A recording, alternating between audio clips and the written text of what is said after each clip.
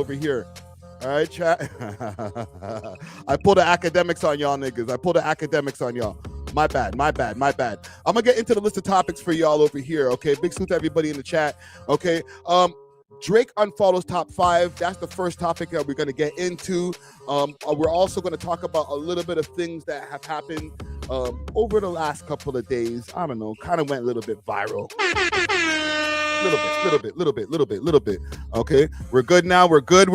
My bad, gang. My bad. Do me a favor. Share the live while I'm going through these topics. Smash that like button. Let's get it popping. Okay, I got about 3 hours of live information. I got an interview that's going to be coming up.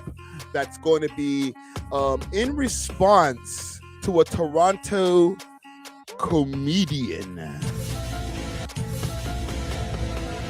Okay, so we'll definitely get into that interview at 9 p.m. 9 p.m. the interview's going down. Okay, also Drake, this is Wayno. They also found out everything that they need to find out. That's the internet, that is. The internet has found out everything they need to find out about the goth chick, aka Pinky Chew. All right, so we're gonna have to do a deep dive. We got Pinky Chew. I'm sorry. We gotta have to do a deep dive, shorty. All right, we have to find the no makeup shots, all that shit, shorty. It's happening. All right. Also, the Booggz Takeover. We're gonna get into all the reasons why I think Booggz have taken over the Toronto hip hop scene. You heard me? And Chromazzz response. Chromazzz dropped a tune. We're gonna get into a reaction to Chromazz's new tune. All right, so stay tuned for that.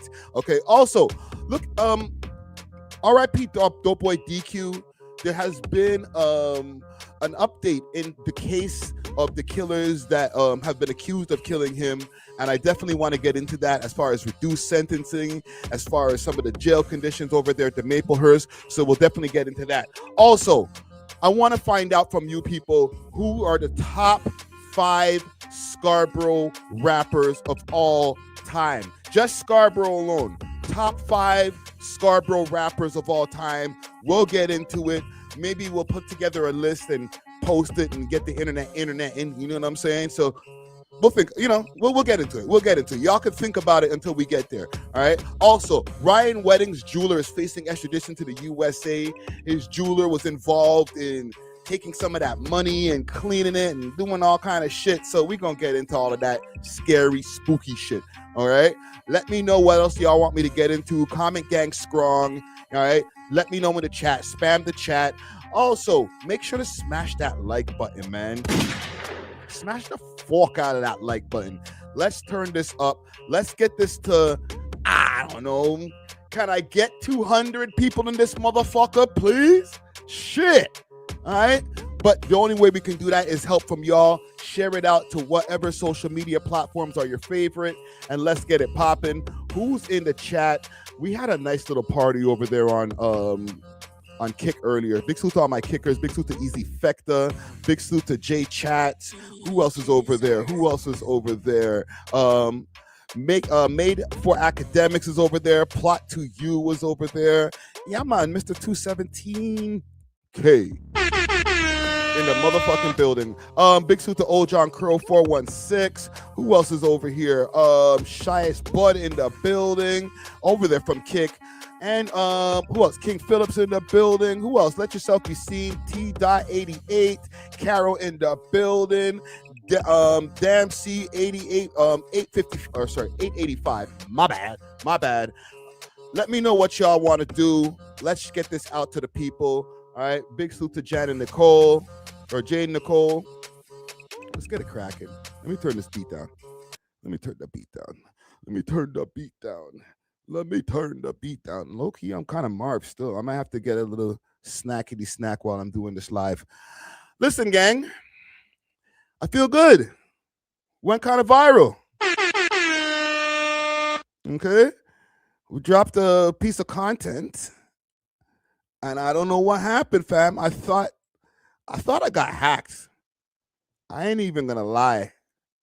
A nigga like me is so paranoid. So much shit has happened.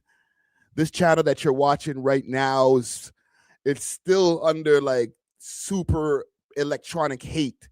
There's probably like 8 dislikes on this video as I started it. Like, oh shit. You know, they get the notification on their system and they're like, all right, go and distribute 8 dislikes to that video right now. So anything that happens with me, I'm just like, Like, y'all remember, there was a video that I had. Yo, salute to J Roebuck. That's the homie right there. Right? Y'all remember I had a video that had like 250,000 views in this bitch. And, you know, we did an autopsy on the video. We checked where the demographic of the people were coming from. We found out that it was like a K-bar type of associated video. I'm not saying it came from that side of town. I'm just saying that all the viewers came from India. And it was just like, oh, come on. And low-key, it was like, they're to sabotage the channel. Like, let's add about 400 dead subscribers to fuck with their algorithm. You know what I'm saying? So anytime I see anything over like 50,000 views and I see shit jumping, like every time I refresh, it jumps like another like 5,000 views. I'm like, oh, I'm hacked. I'm fucking hacked.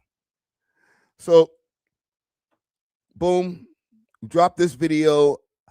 We were doing the live stream over there on Kick. Big salute to all my kickers, right? We were doing the live stream. We reacted to the full Drake Ben the Dawn stream, including the 20v1. Everything was all good and nice. And I said, you know what? I wasn't even like thinking too deeply into this shit. Like, let me just take a clip of the 20v1, throw it up here on the channel, see what it, let it do what it do. Jordan. All right. Big salute to Drizzy Drake. Right? Sunday morning, 12 p.m. I'm getting ready to do the pod. I release the shit. And I keep on saying, hold on, We Love Hip Hop Network. Yo, you know what? Let me stay focused. I'm not trying to crash out too early. You know, I was like, whatever. Put the video out. I'm chopping it up with One Take Jake. And then I seen in like 4 minutes, like 500 views. I'm like, that ain't right. Here we fucking go again. And it kept on jumping. And by the time we was done the podcast by like around 4 p.m. or something like that, it said like 50,000. And I'm like, we definitely hacked. Low-key, I didn't even believe that the shit jumped this much. And listen, I'm acting like, oh my God, we got 200,000 views. Oh, my life has changed. Like, nah, like whatever. Like, mans are still eating ramen. You know what I'm saying? However, it is a good look. Okay. I did a little autopsy on or a little check behind the scenes. I did a YouTube AI. They said it was the combination of the Drake 20v1, the timing, the Toronto girl or accent girl in the title. All of it was a perfect marriage for it to get pushed in the algorithm. So, you know, big salute to mans like J Roebuck, who's in the chat over here. You know, he was putting out videos, dropping like amazing and very articulately explained things about Drake and different things that are happening in the hip hop scene. And boom, all of a sudden I seen like maybe over the last month or so, his videos just went out of here. So you just never know, fam. You just never know when and where it can happen. But you got to stay consistent so this shit can happen. So salute to me. I was the only one on the video, so salute to me. Do me a favor. Do me a quick favor before we continue our live stream. I just want to do a little bit of housekeeping. Go and follow us on Kick. All right. We Love Hip Hop over here on Kick. All right. Become a kicker. We got a lot of different things that we got coming down the pipeline that's going to be over here on the Kick channel, including like that live stream that we did, the clip that I just spoke about. We did a whole live stream party over there for the Drake steak kick stream type shit, right? And the only reason we were able to get away with that is because it's on Kick. I can't do that on YouTube, right? I can't do a full half an hour, maybe even an hour music set on YouTube. That video will get cut down halfway through my mix. You feel me? So we get it popping over here. Plus, we got IRL streams that are going to be coming up with exclusive peoples, like different Toronto rappers, people from out of town. I got a lot of shit planned. So make sure to follow, send out some subs. Thank you to the people who bought subs over there. Salute to y'all.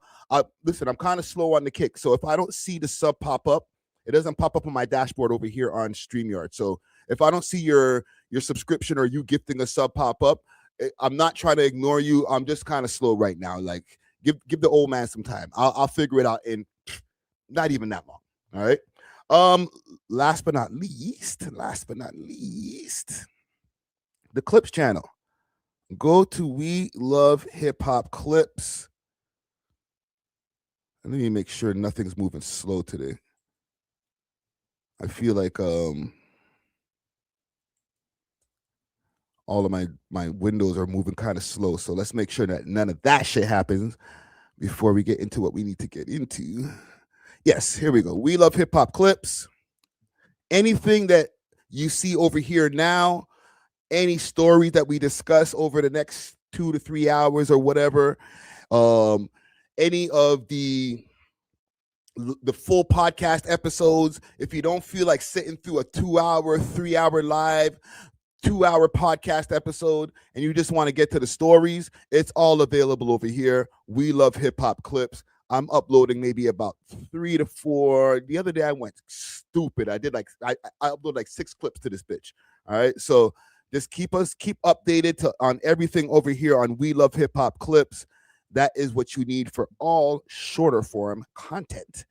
All right. Let's get to it. We did a story on Top 5 actually on the podcast the other day.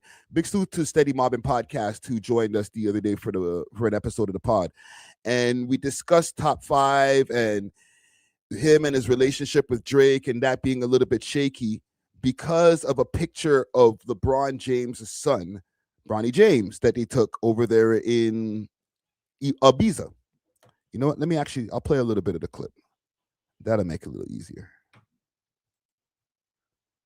Now, at the time, before I play this clip, We love hip hop. What the unfollow didn't happen. I ain't gonna lie. We were just talking about it like, yo, is it a violation? Y'all think it's a problem? What do you think? And there was no such thing as an unfollow at that point in time. So I don't know if it was like we foreseen the future or whatever, but here we go. Speaking to Top 5. Okay, salute to Top 5. Mm-hmm. He's been moving around. He linked up with Ye in Madrid, and then they went to Ibiza.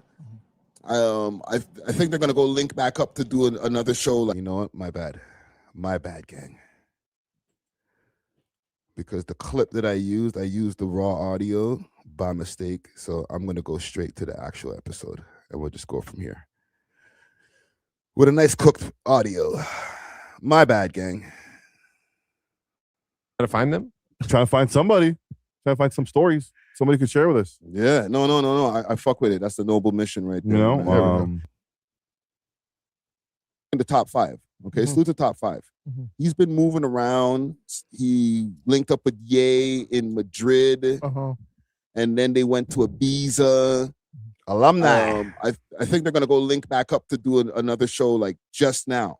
Okay, so like he's been jet setting. Good for him. Low key, and this is what I heard behind the scenes. All right, let's go. Mixy. The man them over at OVO might be a little peeved. Oh, for sure. For what? Yay. He looks away. Oh, yay. And he also looks away. You know what? One thing. Can you bring up the screen number 5? Yo, didn't Ye number 5 try to piece it up with Drake? Like, yeah, wasn't he like, yo, I want to be friends again? Yes and no, because they did the Larry Hoover concert. I wish Drake didn't do that. And it was supposed to be a peace treaty, but then he dissed him after. If I had Drake's ear, I would have told him, don't do it. This is one of the things, the points of contention. See this picture here? Oh, Top Bronny 5 Jr. links up with Bronny Jr. in Ibiza. But you know what the thing is? Is that a violation? You know the thing is, it's hard to judge because I don't know how these guys are behind the scenes. I really don't. I don't know if they had a falling out, if words were exchanged. It's hard to say that, Top 5 is not being loyal or he's being disloyal because, maybe they have, I don't know. I don't know what the relationship is like behind the scenes. I have no clue. Maybe Drake doesn't fuck with him and that's something, I don't know. It's not even about that part. Like, Look, okay, he's That's the hanging out most- with Ye. Sorry, that's the most PC ass answer I've heard in my life. Salute to Glory, but he's stepping on eggshells. Mm-hmm. He's taking pictures with LeBron's son. Mm-hmm. Would you know? Is it a violation? This isn't the first time he's hung out with Ye. Yeah. Mhm. So I don't think it's that. Yeah, we can get that off. And I think that with Five, like if you remember early in his career, like his whole Instagram was just him taking pictures with celebrities. It was just like whenever there would be a celebrity in town, you see Top 5 with a picture with them, like Ariana Shirt off, Grande, shorty. Yeah. every time. So like it was just, I think he has like an instinct to take pictures with people he wants to take pictures with. Yeah. And he just posted it because like it's cloudy. Like, But yo, time this out, is don't me you and Bronny guys- Jr. But don't you guys think it's also dependent on their relationship too? Like, I mean, I feel like they might not even have a relationship. Okay, let's assume that they're cool. so if they don't have a relationship, then it can't really be a violation, right? Like, that's more like a fan picture. Hold on. Is this another Drake topic though? It's kind of is Drake but adjacent. It's Drake adjacent because like if you're in Top 5's position where you're moving around, you see Bronny Jr. Mm-hmm. Do you say you curb him and not take a public picture with him because like yo back home Mm-hmm. it's no more LeBron till we don't fuck with your dad. I'm gonna add a little bit more context in a minute. Or do you say fuck it? I'll just take the picture. It's LeBron James' son. I think he just did it for the clout. Yeah. For me, it depends on my relationship with Drake. I make my decisions on movement and behavior dependent on my friendship or relationship or lack thereof. Just like you Based shot on on that. me. Huh? Just like you shot on me earlier. When did I shoot at you? No, we're gonna. Don't worry, we'll get back. We'll get back to that. We also don't know Drake and switch the Bronny's subject. relationship. Like in a weird way, as much as Thank Drake, you, brother. as much as Drake and LeBron, Yo, sidetrack, no sidetrack. I know you all don't. Sometimes you're like, yo, you say you always doing the sidetrack. Yo, that's one of my podcast pet peeves. Once we're like focused on one topic, don't switch the fucking topic onto something else. Stay on the same topic.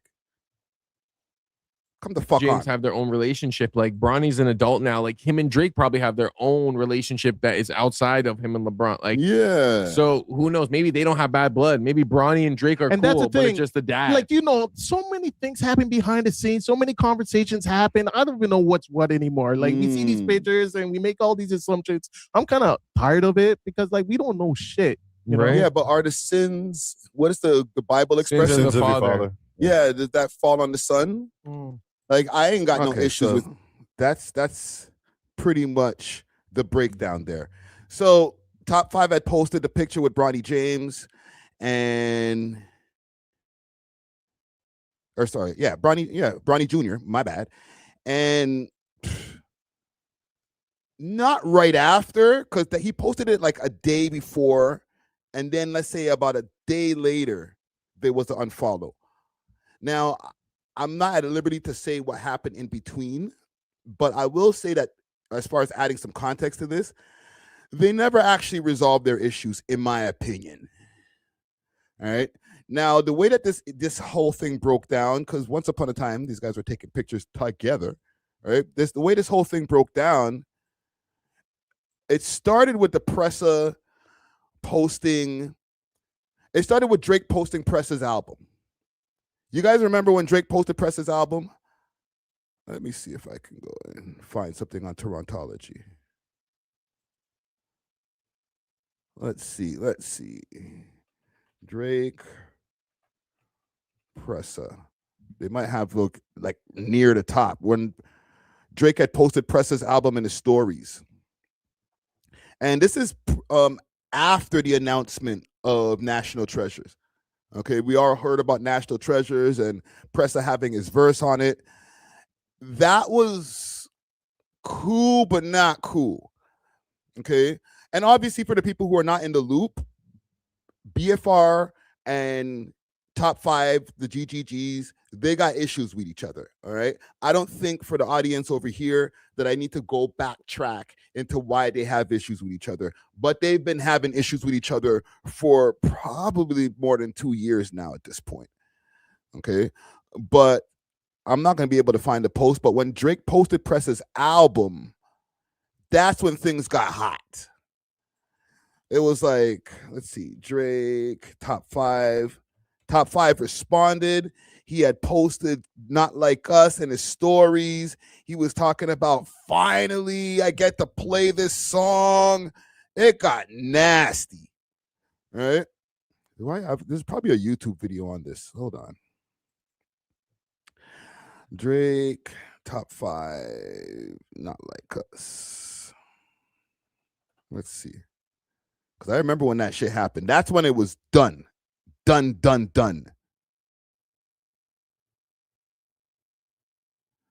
Top 5 turns his back on Drake. I always not like us. Like, what?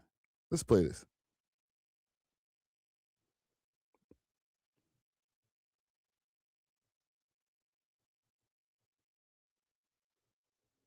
And we're gonna get to the interview at 9. This guy's my op. He wrote a paragraph. I hear you, yo. I'm trying to make Big salute to Booggz TV. Toronto look good. Listen, I'm gonna make LA look good tonight. Honestly, for years and years, I've been only listening to Not Like Us in my washroom with my headphones. Let me go public today. He's a bitch. Nigga, I want me, you, Chubbs, everybody. We gonna be backstage. You know what I mean? Taking a shot, bro. Why are you gay? I want to fight Chubbs one-on-one. Stop it, bro. Stop it, bro. Hold on. Drake hate channel loading right now. I could just tell from the memes in the beginning. That's a fair one, okay? Chubbs has never done nothing to you. He can't do nothing to me. I'll fucking leave him. Don't look away now. Oh, Lord Jesus. Don't get shy now. P.O.P. Hold it down. All right, y'all. Shout out to the people, man. You already know what it is. It's your boy Goods. XY. Big Z. We back in the building, man. Listen, top 5 is now switching sides. Oh, hell no! Yeah, you heard. Top 5 is switching sides, man. Top 5 has decided he wants to be on Team Kendrrick. Get right here, man. I know it sounds crazy. When you look at what's going on, it's kind of crazy, but it's also kind of expected. I told y'all at some point, these transactional relationships, these shit's not gonna hold up, man. As much as people try to act like this shit gonna be some shit that's forever or ever, this shit ain't gonna hold up. Because these shits are transactional and they're fucking conditional. And we learned 2 of those lessons all no. And he makes or doesn't make music. We don't care. I don't know. But anyway, these 2 are beefing for whatever reason. And here's a little bit of top 5 and Press's beef. They're a little back and forth. Man will beat 1 gun case and I might put 3 gun cases oppressor. Man can't beat 3 gun cases in 1 year. I'm going to the wrong fucking source for this. My bad, Big Zo. I'm not trying to diss you, but you're way too far outside of the city for me to be going to you for the source to this. Holy shit. What kind of disrespecting that, Richard?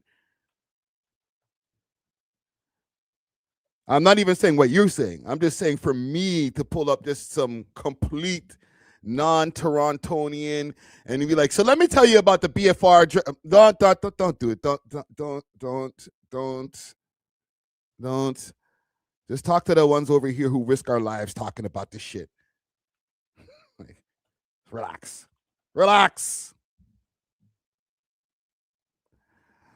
Top 5 sends a warning about YG. Drake shooter. Top 5 responsible.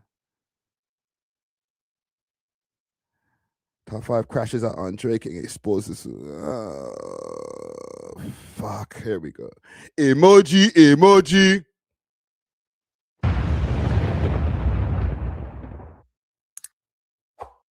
What's good, YouTube? What's Back good? with another one. Before we get into it, make sure you guys hit that like. Smash that like, gang. That notification Smash that like. bell. But let's get right into it. Now it's looking like the boy Champagne Sloppy, aka Labry.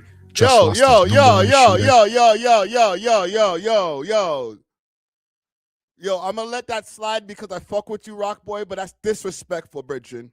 Now y'all know the boy top 5, man. If anyone says anything negative about Drake, number 1 to another one. Before we get into it, make sure you guys hit that Sloppy, aka Labry bell. But let's get right into it.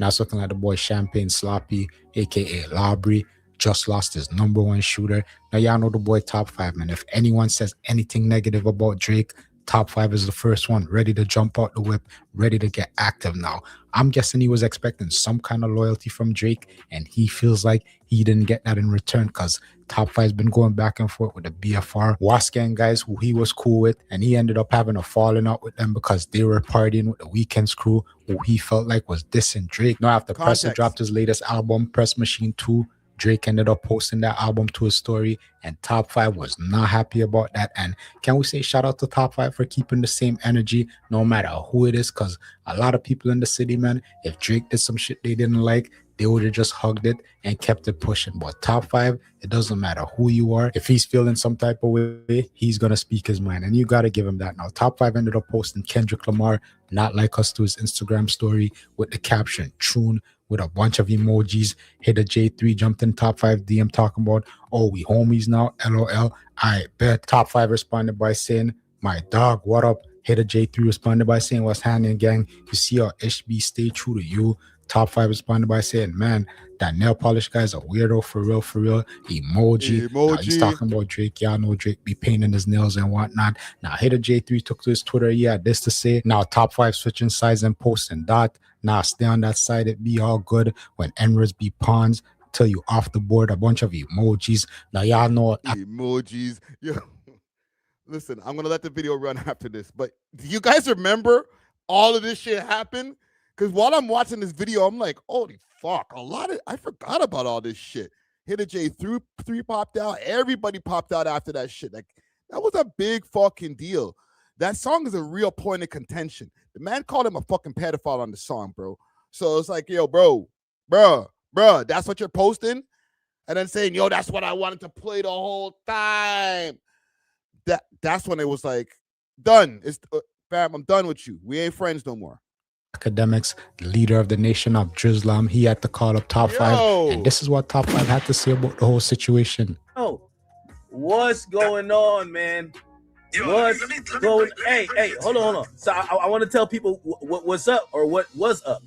So I seen you basically it says Drake shows love to press. Oh, okay.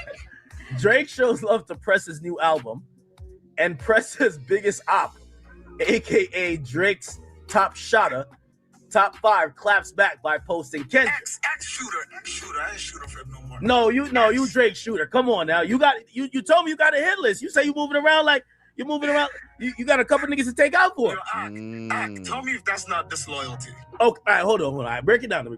Because you see, people are confused. They're like, yo, when Drake is going through stuff, you're the only guy they hear, and not saying that he doesn't have more people, but you're the vocal person online, and you're always like, yo, I'm riding for the guy. That's my guy, right? And then look what happened. Look what happened now. Oh, okay, so break it out. So these days, it look like you and Presser aren't seen eye to eye. Could y'all reconcile it now? Yes, sir. I don't like being around trannies. That's the real issue. Oh, my God, brother. You agree, right? Brother. I mean, but who's a transsexual in this situation? Presser. No, Presser's the heterosexual, man. Come on, man. I'm gonna fast forward all this. I'm not trying to get demonetized. What? So tell me if that's not crazy. Okay. He goes and posts my ops music. Okay. So for whatever reason, you and Presser don't really get along. Do you care to explain why I don't get along? Because you know what? The other day you called me and I said to you, because you said, Ack, where are we spending New Year's Eve together? And I said, and you said, the last one we were together, pause. And me and pause. Yeah, pause. Shit. Me, you, and Presser was in Jamaica at the first Vibes Cartel concert at the National Stadium. Facts. Everybody was friends. I remember, and I gave Boondog and everybody so much credit because we were rolling 200 deep in Jamaica. Where did it go wrong, brother? Where did it go wrong? Bro, my mom told me she was mad I was chilling with a trap. So okay. I couldn't continue those days, you feel me? So I couldn't continue those days. So from your perspective, I remember this phone call. This is a while back. When was this? What date was this? 8 months ago. December 2025. You found out that you believe he's a What did you say, 5 million each? You remember that? Yo, I heard you and Preston was going on 2-man. Stop it, bro. Hell no. I was going on 2-mans with one of his homies and checking girls. Me and him never ever did a 2-man. Girls didn't like him because of his squeaky voice. Stop I'll keep it 100. Hold on. And now when you want to go post my ops music, see, look, academics could. Do I ever call you when you post his music? No. And by the way, on both, like, even though it's trash, I don't. All right, y'all. Hold on. I'll just play this quickly. Big act in the building, man. The Academy Records. I told you I was launching, man. Listen, I dropped a back in the $5 million bag. I had to. Big act in the building, man. The Academy Records. I told you I was launching, man. Listen, I dropped a $25 million bag. I had to do it, man. The first signees to the Academy Records, the biggest demons out of Toronto. Yo, listen. Y'all artists, y'all don't have a hit song. Y'all not dripping like this. It's gonna take a while. Let me tell you this. $5 million. I signed it for $5 million in his pocket. 35, $5 million straight. Hey, this guy been rich. I was giving $5 million just cause. Okay? Yo, Boondog. Yo, tell him Boondog sliding right now. He's sliding somewhere. Yo, listen. I had to give Boondog $5 million just for him to stop sliding. That was only finish. No more sliding. It's over. All right. I look at it like this, because both of y'all, like, if I post something to yours, I feel like I owe them a post. If I post something to theirs, I owe you a post. You know, I gotta keep it fair. I always gotta keep it fair. Wait, maybe Drake has no idea that you're not getting along with Pressa. Sorry. I didn't mean to laugh, like burst out laughing like that. My bad. Yo, Ak, you're a good dude, man. Yo, say that again. Because idea that you're not gotta keep it fair. I always gotta keep it fair. Wait, maybe Drake has no idea that you're not getting along with Pressa.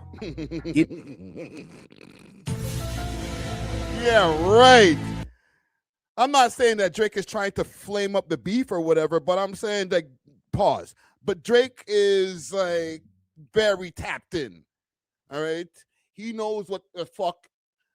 It won't even be like the biggest rappers in the city. He knows what every rapper is doing in the city, it seems like. All right. So I don't know about Drake being like, hey, you got beef with Pressa? I didn't know you had beef with Pressa. Oh. Like that would be crazy. He knows. Like, don't worry. He watches We Love Hip Hop Act. Don't worry about it. He knows, because the crazy thing is, Pressa was supposed to perform at Wireless, and I told Drake, if you let this guy perform, it's a problem. So Drake pulled him out last minute. So that's why he didn't perform in London Wireless. I swear to God, you can ask anybody. I put that on all my dead homies. So Pressa was supposed to perform at Wireless? Yes. But then I told Drake, if and I'm not on stage, stage, Drake and say, yo, this can't happen. No, but it's not even like a bad mind thing. It's like, I'm the one that got him at first. I'm the one that, I swear to God, you can call Drake right now. I'm the one that said, yo, Drake, get him to perform. This guy said, you can't get, if you don't, I don't want this nigga on the stage performing. It's not like a bad mind thing or anything. Like, nigga, I think that's kind of like part of the definition of it. Like, I'm going to make sure that you don't get an opportunity or a bag. Like, yeah, that's kind of. Turn the audio up on my headphones. Is on max, the audio is low. Is the audio low? Are you sure? We're cool. And I wasn't rapping at the time. So he said, yeah. But when me and him were beefing, I'm like, if I can't get on stage, he can't get on stage. Okay, wait. So you're saying, okay, now I'm getting. So you're saying you the one who called in the favor to get Pressa on stage. And then what the heck? Oh my God! What the hell's that? I got the favor. Okay. And then once y'all start beefing, you're like, yo, Drake, yo, bring that favor back. If I'm not up on there, that favor. Yeah, and then it's like, it's not one of those. Remember, his music sucks. He has to perform a song that's 7 years old. No, he got a heater with Drake though. National treasure. Come on, Nak. You know why I got leaked. Act. Well, why do you think? I wonder if Top 5 had anything to do with him getting removed off of the track. I'm not gonna put it on 5 like that, pause, but like it's like that track was sounding crazy with Pressa on it, and then he switched it, and it, to be honest, not as good. I just gotta be honest, not as good. Should have just left it the way it is. We didn't need a beat switch. The beat switch isn't as hard as the original or the first beat, the National Treasure beat. and Press's verse was dope. I'm not even gonna say it was fine. It was hard. Like, come on. But I don't know. That's just intrusive thought. That shit's never coming out. That shit's never coming out. Nah, I think it might come out, bro. Bro, I've been hearing that song for a year. I feel like Pressa leaked it. They were saying you leaked it, bro. Oh, bro, how do I don't even have the files. What do I have my TMZ? Do I even care about that leaky voice? Okay, so did Pressa perform at Wireless? No, he didn't. And can I ask you a question? How much units his album sold? I don't know. Well, I'm gonna look it up. Yeah, that was your homie, you though. know, Chris.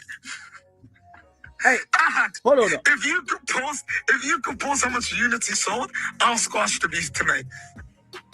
Hold on. Okay, so the Wireless thing doesn't happen. All right, bet. And after that, does Drake know you guys aren't seen eye to eye? He knows, bro. He knows, bro. He knows. I talk to him every day. So when I woke up this morning and I seen him, I'm like, yo, honestly, for years and years, I've been only listening to Not Like Us in my fucking washroom with my headphones. Let me go public today. I like that record. Wait, you're not listening to Not Like Us. That's the first time I think you actually. Okay, I think we got enough.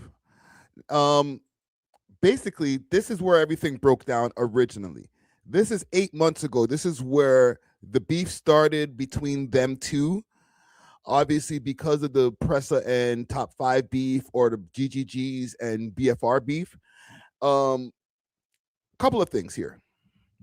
We also have to keep in mind there was the whole Julian incident. And I don't need to bring up shit because that was a very touchy topic at the time. And I'm just trying to give some bail on both sides of the equation over here, of why Drake might say, you know what, I can't do the follow thing with you anymore, or I can't fuck with you anymore because shit might be getting too hot or too crazy over there, right? Keep in mind, Drake helped him with his lawyer fees, upwards of $100,000. I remember when that story, I actually broke the story. I'm not even going to say when that story broke. I broke the fucking story, right? And let me see. I'm not even going to play the video, but I just want to make sure that, you know, we're working in facts. Lawyer fees.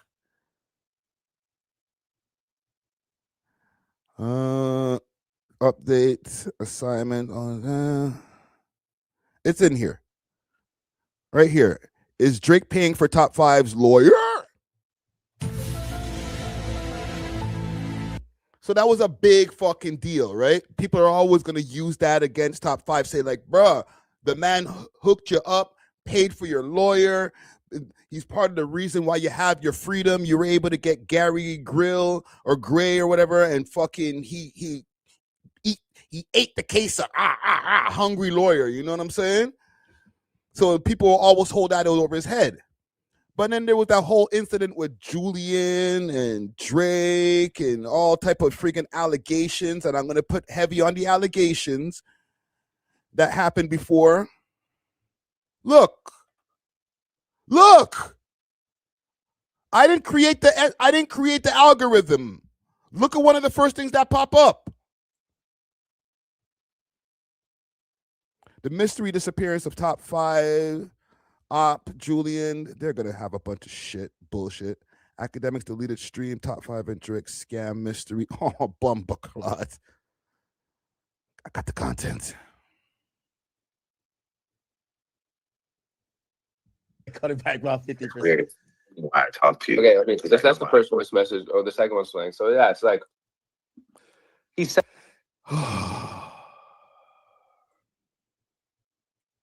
Believe 100% out of your mind. You look very irrational. You look like you've been there for 20 days. Nobody's trying to fucking give you a part of their company and do business with you. You know, they're trying to jam you for bread. So that's. Let me ask y'all a question. One in the chat. Okay, it's really like, I feel like whatever the Top situation works out, but it's for fucking 550 in crypto. Who gives a fuck? Fucking 550 in crypto. Who gives a fuck? Something we could get back. I'm trying to tell you, slow down. Slow down. Stop posting so much. Stop If posting you so much. genuinely want to make money, I have plays for you. I can only involve you in if you stop acting like you're on crack cocaine, bro. You're tweaked the fuck out. Like, I'm just letting you know. Okay.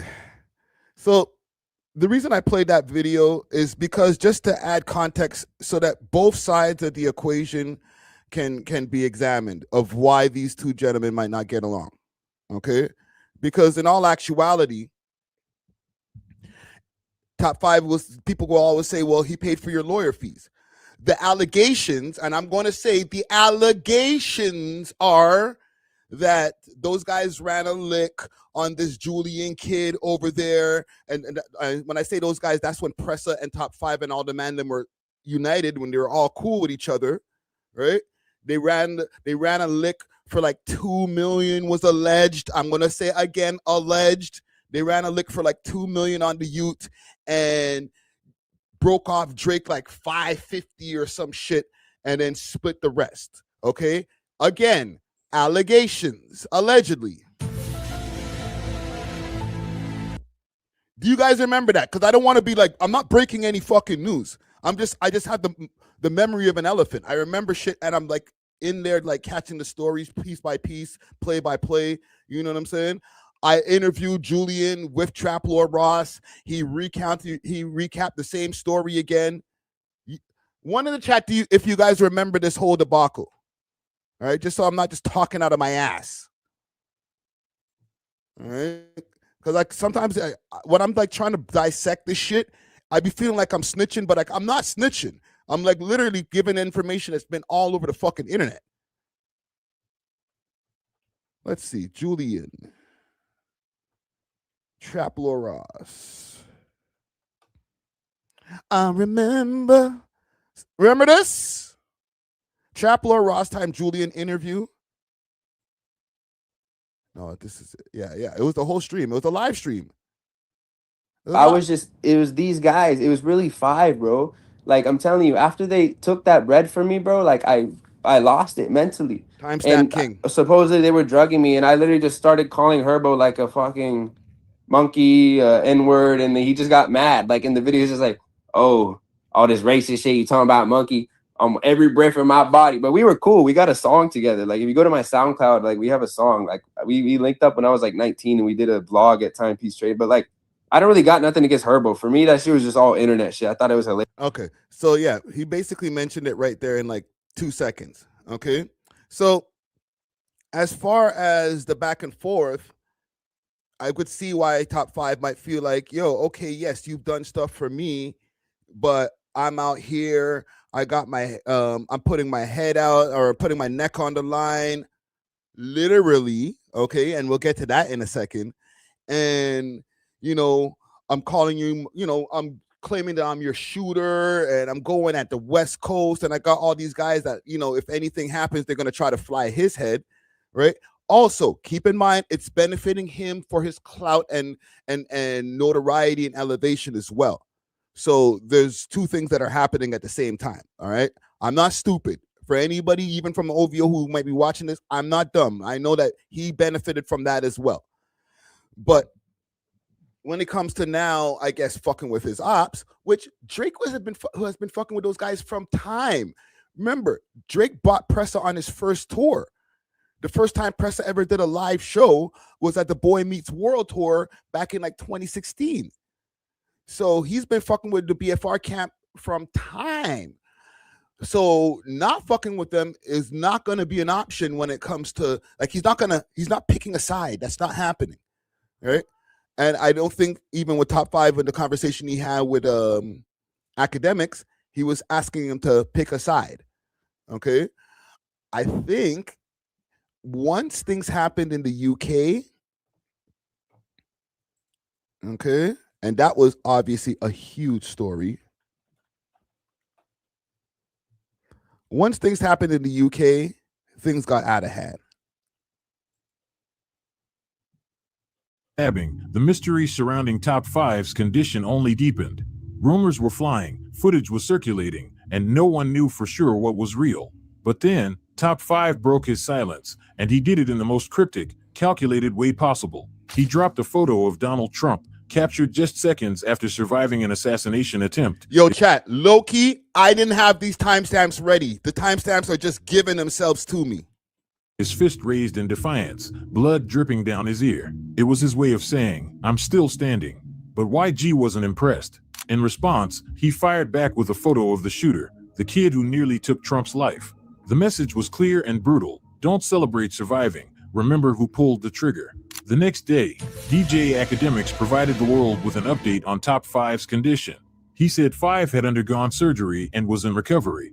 But it was the details that caught everyone off guard. A scar, reportedly over 17 inches long, can be seen here running across his neck, a far cry from earlier rumors that he'd been stabbed in the leg. Someone pulled up and cut him in his throat from here to about here.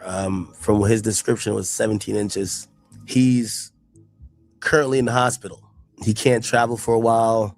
His parents flew in to take care of him, to be by his side. Eventually was able to talk to him. It was a gut-wrenching conversation, to say the very least.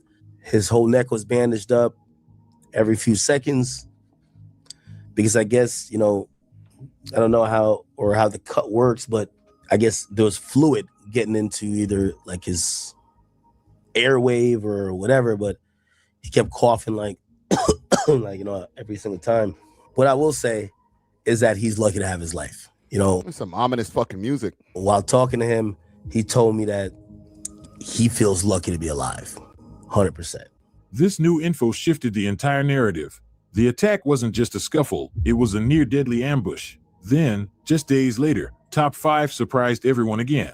He called into Neon's live stream, casually telling fans he'd be back to streaming as early as Friday. I love you, bro. I want you to know that you're gonna bounce back. Okay, so yeah, we got the important part out there. So now, basically, there's a real point of contention when now you see some alliance with Drake and BFR. There was also, and my light's gonna freaking fall off the top of the wall just now. There was also, if I can find this, and our guest is gonna be pulling up just now. I didn't mean to be going so long on the story. A picture of Drake wearing the BFR chain. I'm probably not going to find it on Twitter so quickly. It's probably more of a Reddit thing. But Drake was walking around with the BFR chain like 2 months ago. So the breakdown between Top 5, aka. So yeah, he walked the BFR chain, all of that crazy shit, and it kind of just muddied the whole waters. So now that we hear, I don't know what to tell y'all, bro. Okay. I don't think, I think it can be resolved. I'm not going to say no blood was shed because we literally just went over a part where blood was shed. So mans are mad, and I can see the reasons. And this is the reason why I went through the whole long form of this, showed you guys the whole Julian thing, everything, both sides, just so you can see why mans are cheesed on both sides of the coin. All right. So y'all let me know in the comments below. Salute to the chat.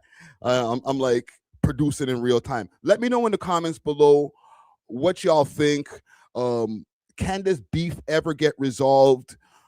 Is it like a mountain out of a molehill? Has the shit gotten blown out of proportion? Or is there real reason for these guys to have beef? Okay. But yeah, let me know. Y'all figure that out. Let me make sure everything's good over here before we get to our guests. Okay, my bad, gang. Lighting's still good. Okay. I just wanted to just start this by just giving a little bit of premise before I bring in the guest, all right?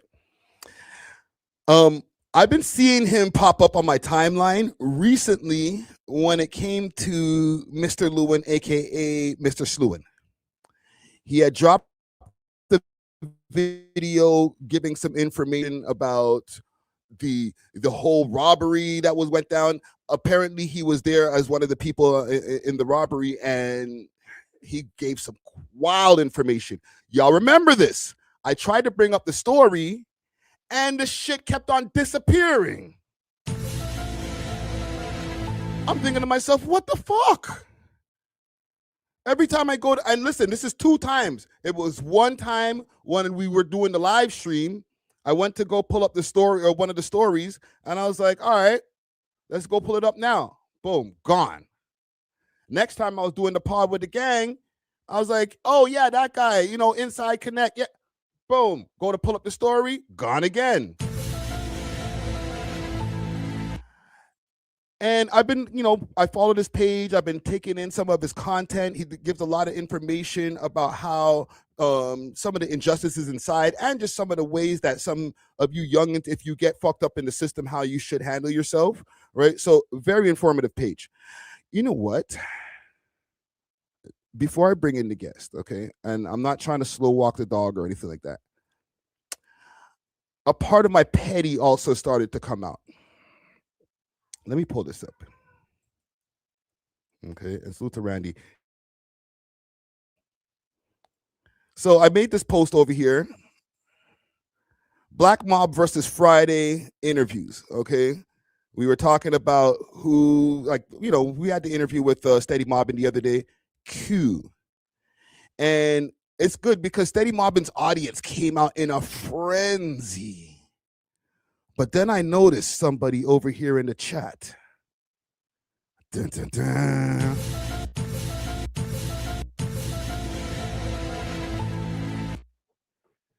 I thought he blocked me.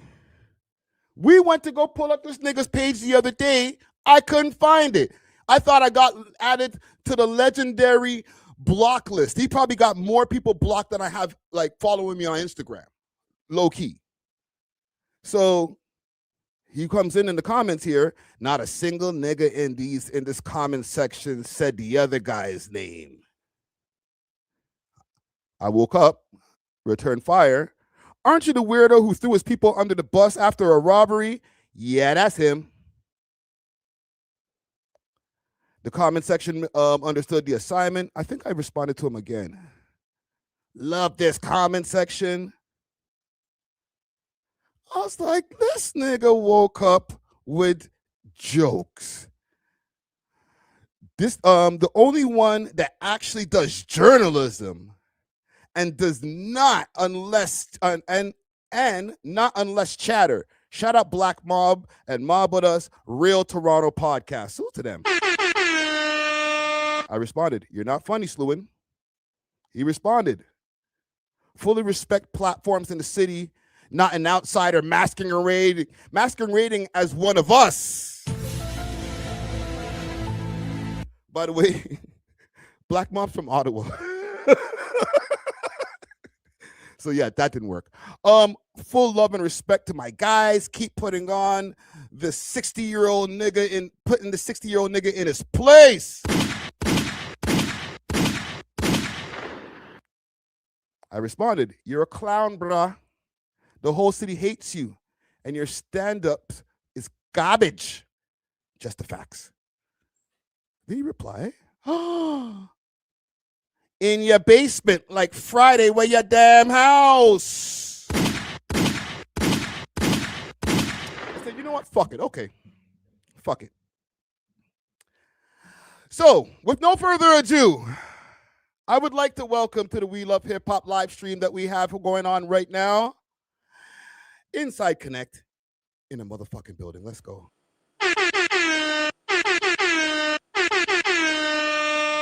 Welcome, sir. What's going on, brother? Thank you for having me, man. Yo, hold on. Let me make sure that my audio's. I had a little bit of an issue before. Let me make sure the audio's coming through here. Because we ain't trying to fuck this up.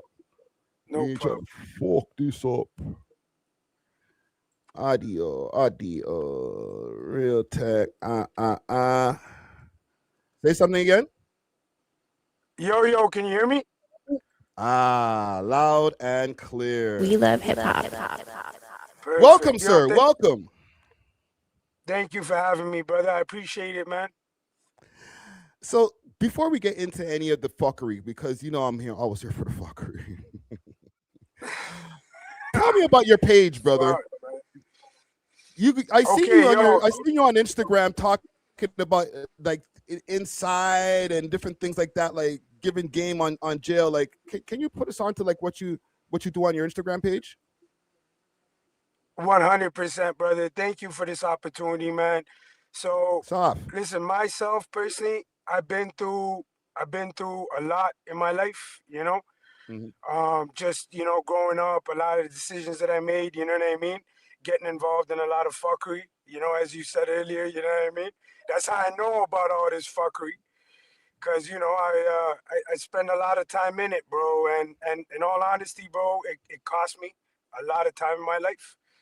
I ended up getting locked up for a long time, right? I lost 5 years of my life inside, 3 years on parole, years on house arrest, curfew, you know, like I was 18 when I caught charges and I didn't finish everything about like 33, I would say. So, and that's why, man, you know, I wasn't able to be on social for so long and all that kind of stuff. You know, I've always been a passionate artist. I make music.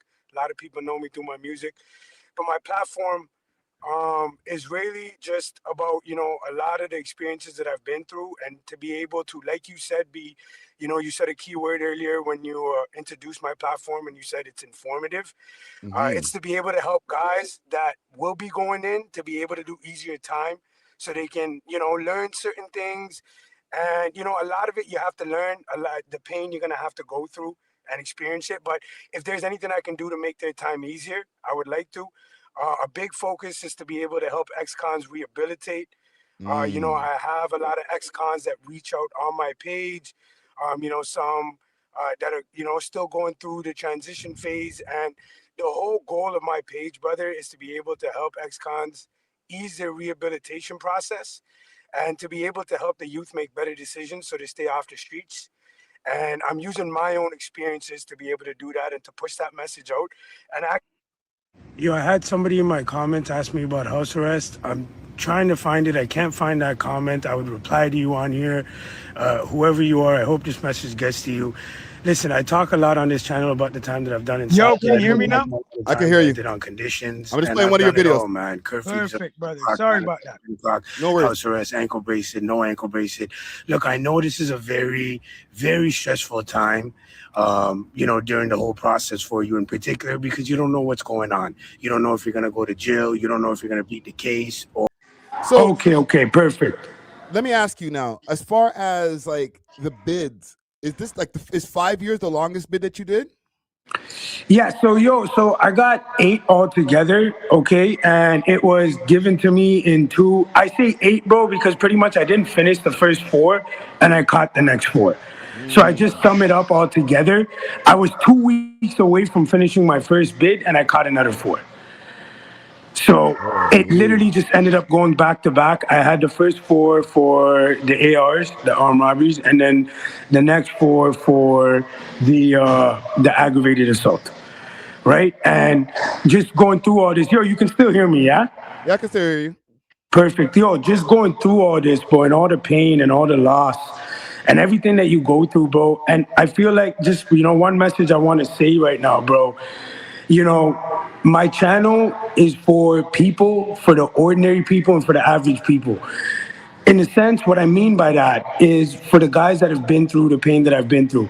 You know, we talk a lot about rappers and glorify a lot of guys that, you know, they come out and, you know, they get the red carpet rolled out for them. They got the big chains on, the girls, the cars, everything going on. And, you know, they're living their life and it's like, okay, this guy's out of prison and he's doing his thing.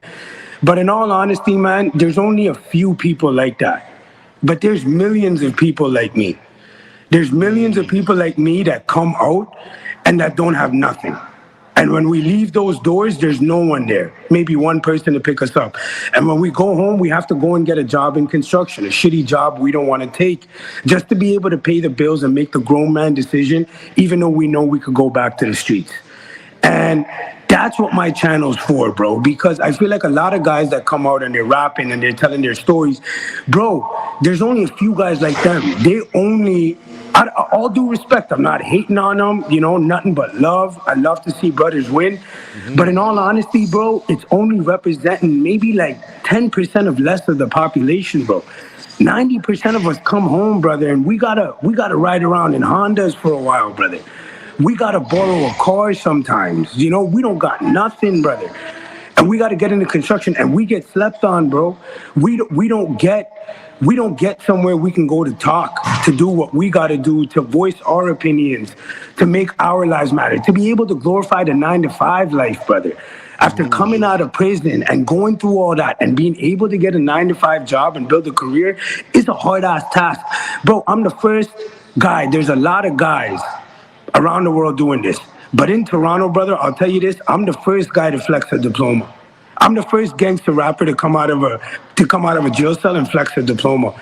And I'll tell you this, forget about money, you know? I'm talking about, like, bro, that's education. And I'll tell you this, what I feel I'm doing is a lot greater than me. Because I'm not only going to help people rehabilitate and help the youth. What I've done now, brother, is I've opened the doors for a lot of rappers that are locked up. And I know I talked to some of them. And bro, now these guys see when you come out, brother, forget the chains, forget the cars, forget all that. Just press record on your iPhone 13 or whatever you got and tell your story. And if people feel your pain, you can get out there. Yep. I'm opening doors for guys, bro. And I'm telling you what I feel I'm starting right now. I'm putting this out there right now. This is gonna start something a lot bigger than me. You may see a guy come out a year from now who has maybe a more inspirational story than me. Take my playbook and do it even bigger than I do it. And you know what? I'm gonna look at that guy and be proud because I'll know I'm the one that started that. You feel me? What I'm starting, bro, I'm giving guys the opportunity now to come out. Bro, forget your chains, cuz come out in a Puma sweater, dog. Come out with a toque, brother. Don't worry about flexing nothing. Just talk your truth. Talk facts. Don't worry about what they think about you. Don't worry about how you look. Don't worry about nothing, brother. Just talk your facts. You don't gotta prove nothing to nobody. Be you. And that'll be good enough. And I'm opening that door for guys, bro. That's what I feel I'm doing right now. My bro, anybody can blow up on 5K, but who can blow up off 720p, brother? In today's day and age, brother. Look at all of my, bro, do you think that's by accident? I'm wearing the same shirt in most of my videos. I'm eliminating the aspect of money. I'm eliminating the aspect of style. As a rapper, I had to wear different shirts all the time. Bro, go and look at my catalog. It's long. Go and look at my YouTube videos. I got all the fancy videos with the cars, the chains, the money, the girls, nonstop, popping bottles, money, stacks, throwing.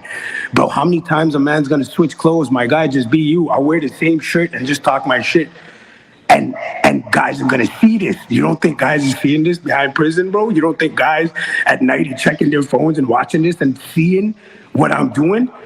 Bro, it's an opportunity for us all, brother, to walk away from glorifying chains, cars, women from rap and go into a new world in Toronto rap where diplomas are glorified, where genuine pain, 9 to 5, if you do a 9 to 5, rep that. Rep that. You deserve that. You're an accountant. I don't give a fuck. You don't got to be a gangbanger. You don't need to just talk about shooting up blocks. You know what I mean? Be you. And I don't want to keep going on about this, but I got to ask you a question though, because I'm fucking with what you're saying. It's very inspirational. But what I want to know while I'm hearing this is what made your mind make the turn? Because I can relate. There was a point in time where I felt the same way, and then somewhere along the line, like, you know, I was heavily in my drinking and stuff. When I caught my bid where it was like very final, like, oh, I'm not going to be getting out in a week. My brain switched and I got over alcoholism. You seem like you've had an epiphany at some point in time. When did that happen? Yo, I'll tell you why. So my rap name, right, is Base Staxckz. Okay, yeah, I'm watching one of your videos on the screen right now. Yeah, bro. I love that song too, Barry Allen. But, bro, so Base Staxckz, right, to me was always different personas because Base is who I am, right? It's the first 4 letters of my name. It's who I am. Staxckz was a persona that was given to me by my peers because, you know, I was always about making money, going out, doing my things. And what I realized, bro, when I went to prison is a lot of people were there for Staxckz. They weren't really there for Base. People liked me for Staxckz. And there's this image that I had to live by. And And bro, I'm a bigger man than that. I'm confident. My guy, I could have nothing and I'll still talk like I know, like I'm a guy, because I know that my energy and my confidence will inevitably make me a guy. Yeah. You know what I'm trying to say? Like, and bro, Staxckz showed me the evil part of life, brother. Staxckz showed me how much people love money, how much people will only come around for money, how much, and I want to bury the image of money, brother. I've gotten to the point where, bro, everybody left me in jail, bro. They all treated me different when I came out, brother. Same guys that I was putting food in their mouth, bro. Now all of a sudden wanted to talk to me like I was a nobody, wanted to talk to me like I was the help, forgetting everything that I had done for them. And I'm like, yo, bro, that's how much you guys valued Staxckz. Ain't nobody, none of y'all cared about Base. Bro, this channel now is about being able to represent Base. Like I told you, the millions like Base. The ordinary guys, bro. Not these fucking, not Staxckz, brother. Not all the guys, all these guys coming out flexing their chains and their monies and grr, bow. Like, yo, fam. Yo, brother, enough of that. Enough of that. Base, people like Base, the ordinary people that maybe don't have, that just want respect, that just want genuine relationships, bro, they deserve a voice. We deserve to be able to flex, bro. Why I need a chain, dog? Why I need money, dog? What, Base ain't good enough? Well, these people ain't gonna get nothing but Base sound. These people ain't gonna get nothing but me and my videos of me just talking now. I started talking into the camera because I'm like, this is all people are gonna get now. Either you learn to love me for me or get the fuck out of my face. I like it, man. I fuck with it. I fuck with it. So you've gotten a couple of bids under your belt. You're freed up right now.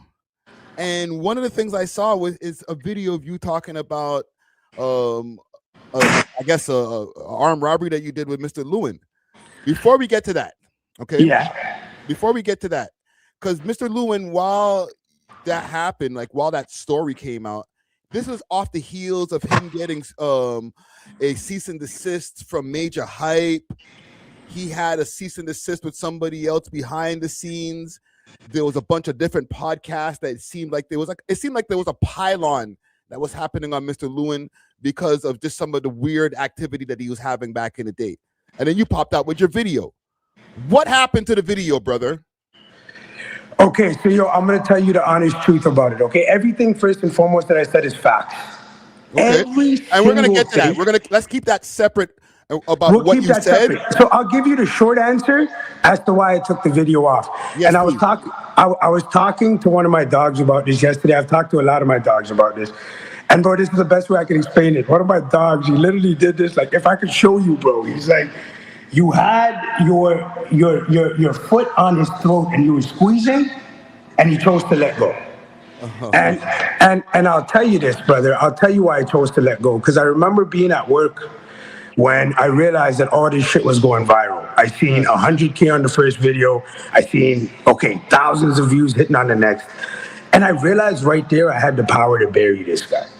And what happened was, bro, there was a part of me, if I'm being honest with me, as much as I think he's a punk, bro, he definitely threw my, bro, he's the reason my boy took that time, that he backed out of the deal, whatever. We'll get to that later. Mm-hmm. Bro, at the end of the day, the guy's got a mom. He's got a mom, and I'm not looking for the same type of lifestyle that I had before. I don't want to bully guys. So I felt bad. I'm not going to lie to you, bro. There was a genuine part of me in my heart. When I thought about it, bro, this guy's a nobody. I could have gone for him. I could have literally just, bro, and that's not even the tip of the ice. Like, bro, this, like, bro. Hold on. You know what I thought, low-key? I thought that you got a cease and desist. Yo, what's a cease and desist? Sorry, I don't know what that is, brother. So it's basically what somebody will send somebody when they're talking about them publicly on whatever platforms and stuff like that. And they'll say, listen, if you continue to talk about me on your platform, then I'm going to take legal action against you. So if you don't follow the cease and desist, like cease and desist from talking to me or talking about me. Yo, I can't go to jail for something like that, right? No, it's more like a civil lawsuit that somebody would try to put on you, which, it's kind of, it's hard to prove civil or, defamation, because that person might feel that you're defaming their name. but it's hard to prove defamation when you're talking about a public figure. I see what you mean. Well, bro, I'm going to be honest with you, bro. At the end of the day, I just thought in the back of my head that he wouldn't take it there because he knows what he did. And I, like, looking at it, if I was in his shoes, I would have thought that he's probably thinking, I knew this was going to come to bite me at some point. And I would have thought that he wouldn't take it there. So I wasn't thinking he was going to take it there. If I'm being honest with you, I genuinely thought he was just going to eat the L because he knew, bro. He knows what he did. He knows what he did. And when you do something like that, bro, that causes another man so much time of his life, like, how did you possibly think it wasn't going to come back and bite you? You know, like, you're out over here, you're telling people this whole story of, oh, bro, you know, I did these robberies, now, you know, this, and that. Like, bro, he used that to come up. He used that story to come up. If he didn't use that story to come up, I wouldn't have done nothing about it. That was the first thing that put him on the map. He used an article. And, bro, he backstabbed me. He backstabbed our friend, bro.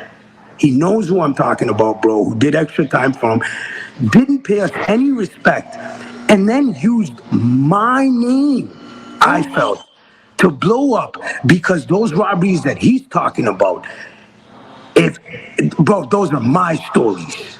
Those are my GTA missions, and he's a side character that I picked up. You're using my stories, brother. You shouldn't have talked about robberies, brother. You should have walked right away from that life. You shouldn't have even brought it up. You should have gone straight to comedy, brother. And that's it. You should have never looked back. You used that to blow up. And you disrespect me like that. So y'all knew each other from back in the days, or like y'all, like, because you said he's the GTA character you just picked up. At the end of the day, when I say he's a character that I picked up, I'm talking about in the grand scheme of things of what I was on. But I did know him for a very long time, bro. And, bro, the story that I told, bro, it's not just me. It's not just our other Koi. My bro, there was a bag of guys involved in my cases, and everybody knows this. Like, see, for you guys, it was news. But there's guys in my circle that have known this for a very long time. You know what I mean? Like, we've known this guy for a very long time. I've known him since high school. And yeah, bro, when he did that, bro, and I'm like, that was my only, I want to throw this out. I just want to throw this out there. I know you're going to ask me the questions anyways, but bro, I'll be quite honest with you, bro. I sat there when my dog came out, and I had to hear him, bro. When I sat in front of him, brother. And he's living his humble life now, bro, and God bless him, bro. Amazing guy, bro. What a soldier. The man took the extra time for Lewin without even, bro, to do the right thing, bro. What a soldier. Bro, how many guys do you know that would take 5 years for a guy? So here's the I don't understand is that the intricacy, like, how is it that he ended up taking 5 years? Because the people in the chat are kind of confused. Some people are like, did he snitch? Some people are like saying he backed out of the deal. Like, what happened? So I'll explain that. What happened is, bro, is that so we all get locked up and we go in there, bro. And sorry, before I go into this, I did want to finish that last thing that I was telling you, bro. Yeah, go ahead. That's that one thing, bro, that really, it didn't sit right with me that Lewin thought he could just walk away from it. Bro, I saw the pain in my dog's eyes when I seen him, and he told me, and he could have been mad at me, bro. You know, because I was in the ballpen when I had that conversation with him. But he told me, he goes like, Base, you know, you're solid. It's all good. It's just, bro, when he did that, and I took that extra time and he backed out of the deal, I felt so stabbed in the heart, bro. And and he told me about the pain that he went through for the extra time, bro. Bro, I felt like fucking shit. I felt like fucking shit. And bro, that's why, bro. And then, you know what I mean? Like, bro, and Lewin wasn't there, bro. He didn't come pay the man respect for taking that time. Bro, in that time that the man was locked up is the time that Lewin came out and made his name. Didn't even bring him up. If you didn't bring me up, at least fucking bring him up. Bro, yo. You didn't go visit him? Bro, nothing. So let me tell you what happened. Bro, we all get twined up, okay? And I don't want to say whose it was, right? But when we got pulled over, okay, I got pulled over in a separate car. Okay, and I'm sorry, not to interrupt you. You guys had just finished doing the armed robbery. We had just finished doing the armed robbery. Okay, and what was it, like a jewelry store or whatever? Yeah, it was a jewelry store. It was the People's. Okay. It was the People's. Okay, now we leave, right, and I get onto the highway. Now, bro, I made an arrogant decision myself. This was a fuck up. I was cocky at this point. I was thinking I was king shit. I could do whatever I wanted. I was supposed to, for myself, to switch the plates on my whip, and I would have been Gucci. But when we got to the switch, to the spot that we were switching whips, I didn't hear no sirens. And I got cocky. I got arrogant. I just wanted to make it back to the hill. So I'm like, all right, fuck it. I'm just going to get into the whip and drive. These guys already switched. They're in a clean whip. So, you know, they're going. I'm like, all right, whatever, fuck it. Let's just go, bro. I'll make it back. Stupid decision on my end. I end up getting onto the highway. As I get onto the highway, the car that Lewin's in gets onto the highway in front of me, okay? And right behind me, an officer gets on. And as soon as the officer gets on, I already know in the back of my head, I'm fucked. I'm fucked. The only thought that I have is I'm hoping that these guys know what time it is and just get the fuck away from me, bro. Just get away from me. You know what I mean? Yeah. You know I'm fucked, right? But just go.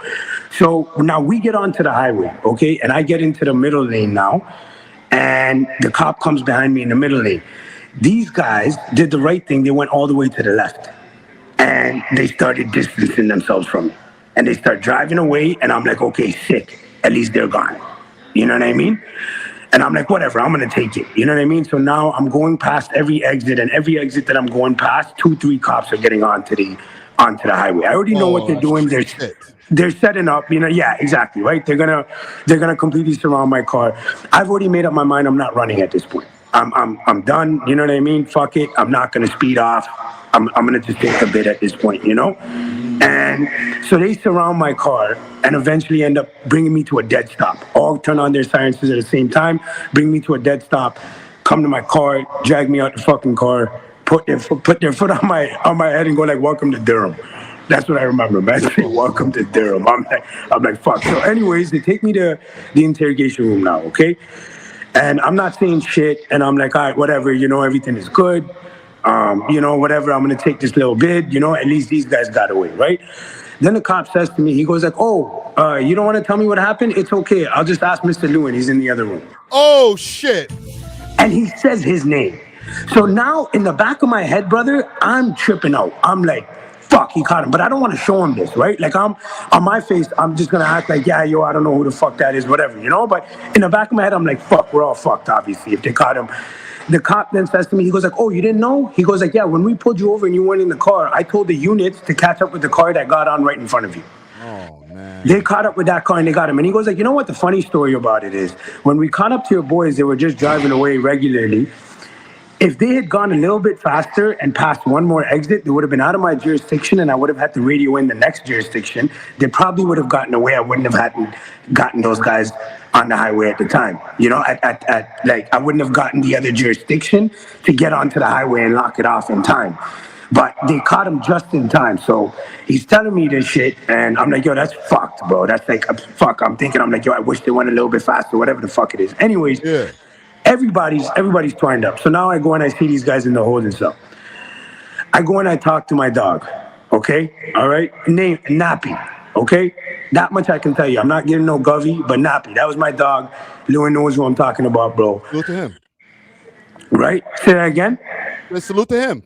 Salute to him, bro. Nappy, loyal guy, bro. Loyal guy. Bro, this guy put in work. My bro, not to mention, you know when they were in the store, Lewin dropped the stick, bro? Bro, the only reason they got out of there even is because my dog was as efficient as he was. That guy was like Randy Moss delivering a pass, bro. Like, if he went in that store, cuz, he's getting what he needs to get, and he's getting out of there, rain, sun, he doesn't care what's going on, who's yelling around him. But he tells me in the holding cell, he goes like, yo, by the way, you know this guy dropped the stick in there, right? And I'm like, okay, wait, what do you mean drop the stick? Like, was there a threat? Like, did somebody walk up to him? He goes like, no, bro.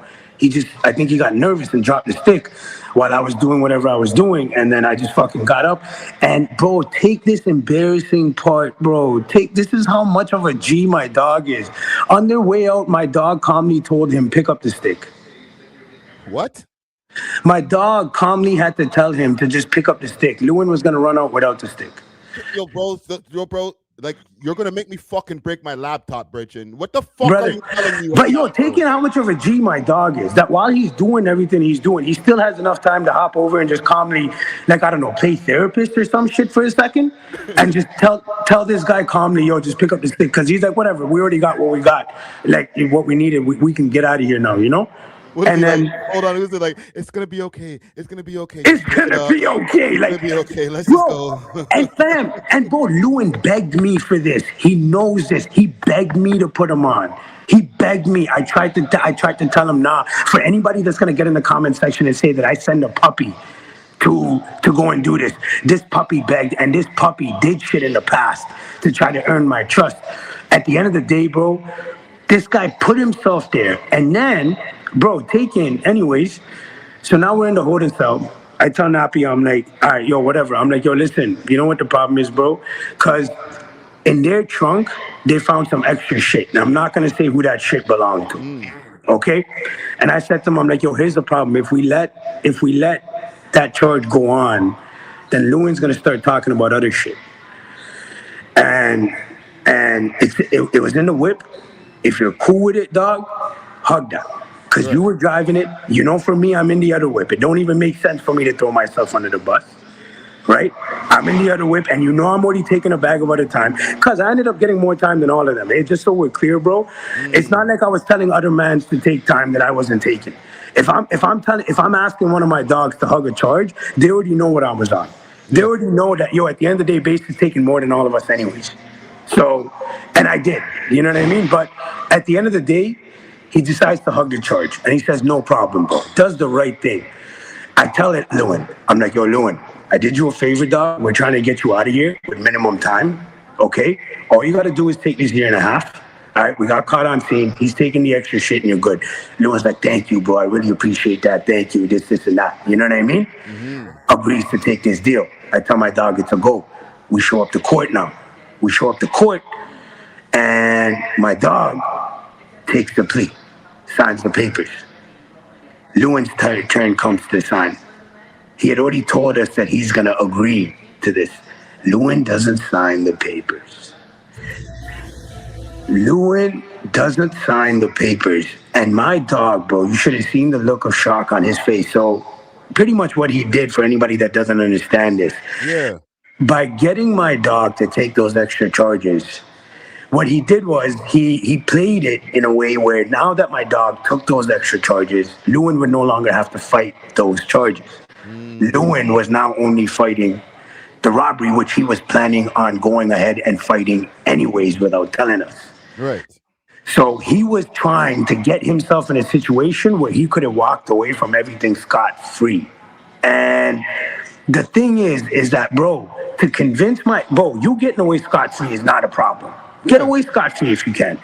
The problem is, why did you get my dog to agree to take those charges if you were still going to fight the case, you fucking piece of shit? Yes, he could have made a complete different deal with his lawyer and with the information that he has that, like, okay, this guy is not going to be my co-defendant, or my co-defendant is not going to work with me on this. So, lawyer, what do we do next?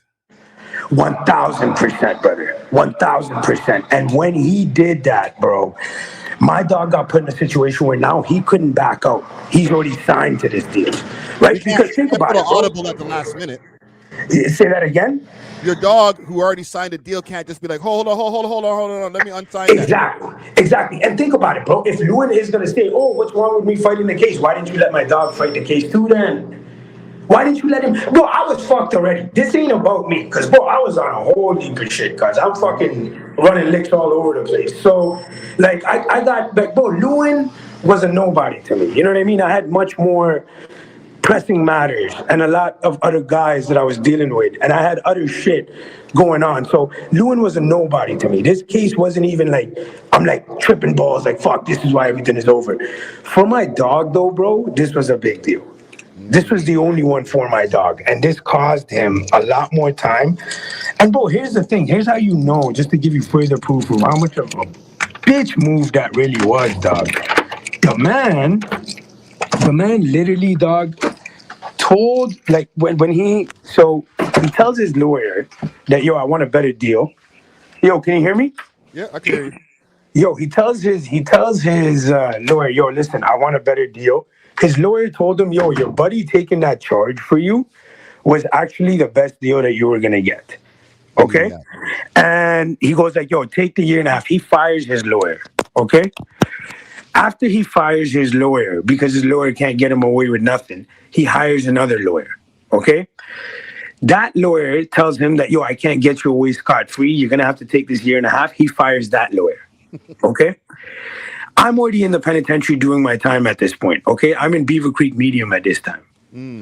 All of a sudden, I get notified. I get a letter, right? I'm in Tundra at that time. I get a letter, and it says that I've been summoned to court. And I'm like, what the fuck? I call my lawyer. I'm like, yo, what the fuck kind of shit is this? I already pled out to all my shit. Everything's done. He goes like, yo, you've been called back to testify in the Lewin case. And I'm like, yo, what the fuck kind of dumb shit is this? But what, the prosecutor wants me to fucking, like, what the fuck do they expect? The prosecutor knows I took a deal. He goes like, here's the thing. It's not the prosecutor that summoned you. I'm like, what do you mean? He goes like, Mr. Lewin has fired all of his legal representatives. He is representing himself, and he has summoned you to court himself.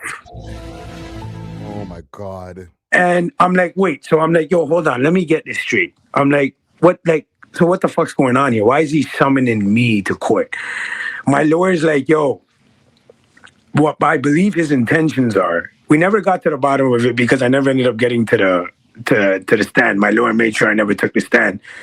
I did have to go through a lot of bullshit. I had to go back to the bucket. I had to go to the actual courthouse. I just didn't end up taking a stand.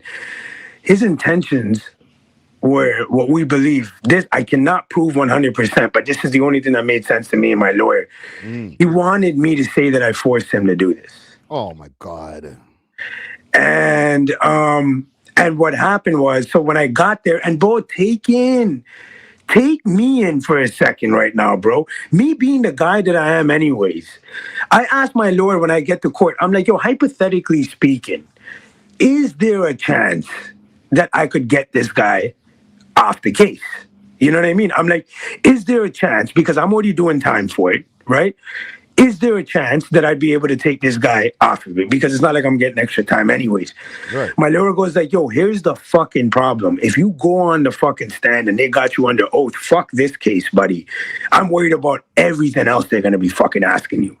So don't even fucking, if you even think about going on stand to try to help this fucking clown out in any way, shape, or form, I'll refuse to represent you. My lawyer, shout out Carlos Rapal, big lawyer, yo, Edward and Roy. And bro, you know what I'm saying? Carlos Rapal does his thing. Bro, and take in that even though we suspected that's what this guy wanted me to do and throw me under the bus, I was still willing to entertain throwing myself under the bus. Just if it got him off of it. Bro, this guy's already done so much bitch shit by now in this whole story that I've told you. It's like, bro, how much more of a bitch can you be?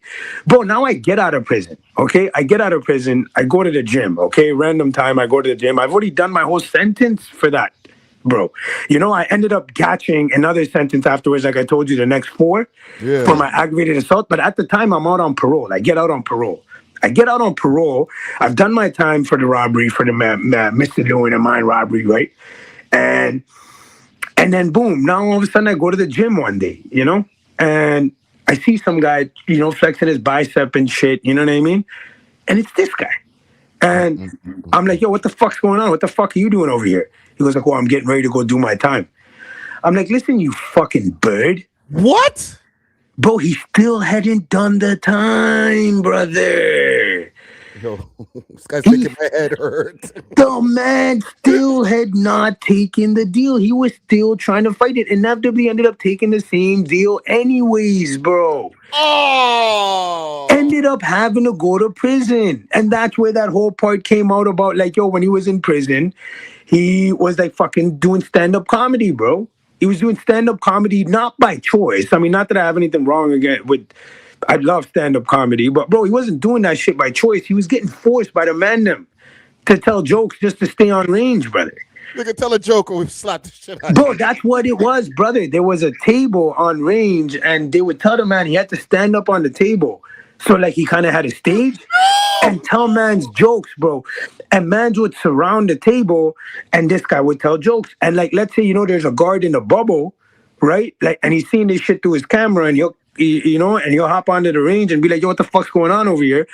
And, a man would just be like, yo, he's just telling the man some jokes. He's a good youth still. And the guard would be like, yo, I don't got time for this shit and just leave, But bro, Hold on.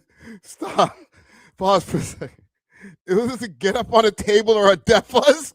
No, brother. That's what it was, brother. And yo, look, here's the thing, bro. At the end of the day, bro, and this is my thought process. It's like, yo, bro, if that trained you to be a better comedian when you got out, then yo, fuck it. I guess it was meant to be. It was a blessing in disguise. But why are you out over here charging mans for shows that you were giving away for free to mans in prison? Like, at least give the man them out here the same respect, brother. Like, at least just fucking go pull up and do a show for a bag of mans for free. You're already doing that shit in there.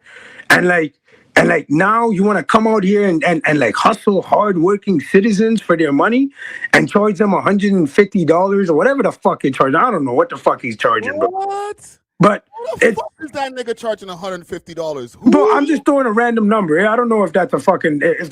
I'm just throwing out a random fucking number. Yeah. I mean? Whatever the fuck he's charging. It's like, yo, cuz you weren't charging nobody in prison for nothing, brother. You didn't stand your ground. Like, bro, you didn't have enough balls to say, yo, I don't want to tell jokes. And then, this nigga was lucky he could keep some of his canteen. You know what I'm trying to say? And then, bro, look, the guy went to the penitentiary eventually, and then, when he made his way down to lower security levels, he was able to make a couple of friends. Those guys in the locals in the lower security. Whoa. Sorry, hold on. Back it up. Pause. He had to go through pen time? Yo, he ended up, if I'm correct, he ended up making it to, I don't know which minimum it was that he ended up making it to. But yeah, he had to go through pen time, right? Wait. So he went from facing 1.5 years, because to do pen time, you have to get 2 years and a day. So he got more than 2 fucking years? Yeah, he got more than 2 years. He ended up taking more than... He's a fucking idiot, bro. He's a fucking idiot, bro. So wasn't the deal a year and a half? Bro, he's a fucking dumb truck, brother. This is what I'm trying to show you. And brother, here's the thing. Here's the thing, bro. When he did make it to the lower security level, he started being able, because the man them over there just trying to get out, just trying to do their time nice and just get out. So like nobody know, what's going on with you in jail, how mans were treating you in jail. So when he got there, I think, I don't know, he tried to switch up his whole image or whatever it was. And I think maybe he made a 1-2 friends, because when he came out, all of a sudden now I'm seeing him like, moving like he's like, he knows the 1-2 guys, like on his social media, like he's friends. And I'm like, yo, bro, there's no way that any of these guys really know anything about you. Because if any of these guys knew anything about you, bro, nobody would be dealing with your clown ass, bro. Like, who would, bro? Any real guy is not going to deal with this guy. Like, bro, you could still tell jokes, and maybe, you'll build an audience somewhere or whatever it is. But any of the guys, bro, that you claim you fit in with, none of them would respect you, bro. None of the guys in Toronto would respect this shit, bro. Who the fuck's going to respect this shit, bro? So... and bro, look, has he tried to contact you since you made that post? No, but like, bro, think about it, brother. Like, why would he? So what happened is so when he made that post, he started making little sneak disses. So I told a story about how he pulled up on a bicycle and an ice cream cone. Then he made a post with him on a bicycle and an ice cream cone the next day, And then, when I told his brother tried to get at me in the comments, and I said, I'm like, yo, bro, I backed off because I didn't want to bother burying the guy's career. And at the end of the day, I'm like, yo, whatever, fuck it. I'm like, yo, bro, but just know that I won, because with my little bit of following of a couple thousand people or whatever I had, bro, if you look at my following, I was at like 400 followers like a month and a half ago. You know what I mean? And bro, like most of that has come now. So it's like, yo, my bro, it's like, I'm like, yo, bro, I'm doing my thing. And I told his brother in that message, I'm like, bro, with my little following, I made him relevant again. Even though he is known more on social media, much more than me, I made his ass relevant again because my posts are hitting numbers. And I'm like, bro, if you think about it, I'm going to live rent-free in that guy's mind for the rest of his life. I pretty much, I one-upped him anywhere we were. When we were in the streets, the guy did what I told him to. Now, the guy thought he could go on social media and do everything. All that, bro, all for what? In the end, it's still me, bro. It's still me that you had to, like, you know what I mean? You should have paid some respect to me because if I wanted, bomb, I could bury you. So whether it's in the streets or whether it's here, like, yo, my bro, I'm like the 50 Cent to the guy's Ja Rule. I know that. Like, this guy is not, you know what I mean? He can't get away from me in that sense. So I'm like, yo, bro, I won. I got what I wanted to get done. I felt like I got get back for my dog. I didn't go about it in any other way. You know what I mean? I kept it to social. I went to his playing ground. I went to social where he likes to do his thing. I beat him in his own game. I didn't do what I used to do, right? I came here, I did what I had to do, and I'm like, yo, I got my get back, and I'm like, yo, bro, you know what? I'm gonna let it go. I'm gonna walk away from this shit. And that's exactly what I did. But now it's like, bro, if I'm in situations like with you or when I was, you know, with Parsa the other day on a stream, at the end of the day, bro, the story's out there. It's true. And if I'm asked about it, I'm gonna tell the truth. I tell the truth on my channel. You know what I mean? I'm not gonna shy away from it. I'm not gonna risk my people, bro, who know what I'm about on my channel, on you know, who support my movement on Inside Connect. I'm not gonna take a bullet for this fucking schmuck and tell you that I'm talking shit. Fuck that, bro. My people know I talk facts. So if it's ever brought up, bro, it is what it is. This is what happened. This is the story. Am I going to go on posting about it on my channel and go on and keep trying to rag this guy? No, I'm done. But if it's brought up, if, you know, a man like yourself asks me, like, yo, bro, what happened there? Bro, this is what happened. What the fuck do you want me to tell you? This is the truth. What the fuck is he? Bro, get him and I in the same room. I'll agree to it. I'll show up. Get him and I in the same room. Hey, Lewin. Bro, I'm not, bro, and I'll tell you straight up, brother. You know, whatever happened in the past happened. I'm not an idiot, bro, to be on here, bro, after everything that I've been on and fucking call a man out and start beefing this guy, fucking, you know what I mean, and fucking fighting this guy on camera and doing all sorts of shit. My guy, I'm not going to risk casting a charge like that. So if I'm telling you that I'll pull up, you know what I mean? Whatever he want to do is on him. But I'll agree to pull up if he's there. And I'm not pulling up strapped. I'm not pulling up with nothing, brother. I don't deal with that shit no more. I don't deal with weapons. I'll pull up like nothing, brother. And bro, we can literally just talk facts. Because how the fuck are you going to disagree with what I'm saying? You were in the holding cell with me. You were in the car with me. You were everywhere with me. How the fuck are you going to tell me I didn't see or you didn't see what we both saw? Like, you know what I'm saying? The truth is the truth, bro. So that's where I stand on it, my bro. You know, and he knows it, man. You know, he tried to, yeah, so I told you, he didn't try to reach out to me, but then, bro, I would message him on the little smart-ass post that he would make, and I'd be like, look, I'm making you famous again. I want my 20% as usual. I put that in a comment, you know, to get this guy to talk back. Like, bro, you know, I'm on your page, and I'm hollering at you. At your people, you know what I mean? In your comment section. You're not in my comment section. I'm in your comment where my people are going to defend me naturally. I'm where your people are going to defend you, right? So here you go. Here's your chance to be able to say something back because I'm opening fire. I'm saying, yo, I want my 20%. Bro, the guy didn't even respond. No defense mechanism whatsoever. And like, what am I going to do with that too, bro? At the point, what? I'm going to keep going now with a guy that's obviously, bro, the guy blocked me then. You know what I mean? And I'm like, yo, bro, like fucking, because, you know, I didn't want him to block me because I wanted to see if he was talking shit about me, if he was saying something, because I'll respond, bro. Like, you know, we can get to the bottom of this. But he wasn't trying to do none of that, bro. Didn't put up no defense mechanism whatsoever. I'm like, you know what, brother? I'm done here. You know? Wow. I'm done here. You got hit with the infamous Lewin block.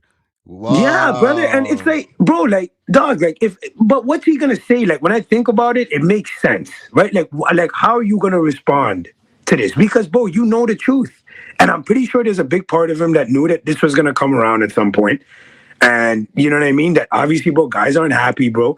You fucking lied to us, man. You know what I mean? I went and asked my dog to take a deal so I could get you out of jail. My dog took that deal so that he could get you out of jail.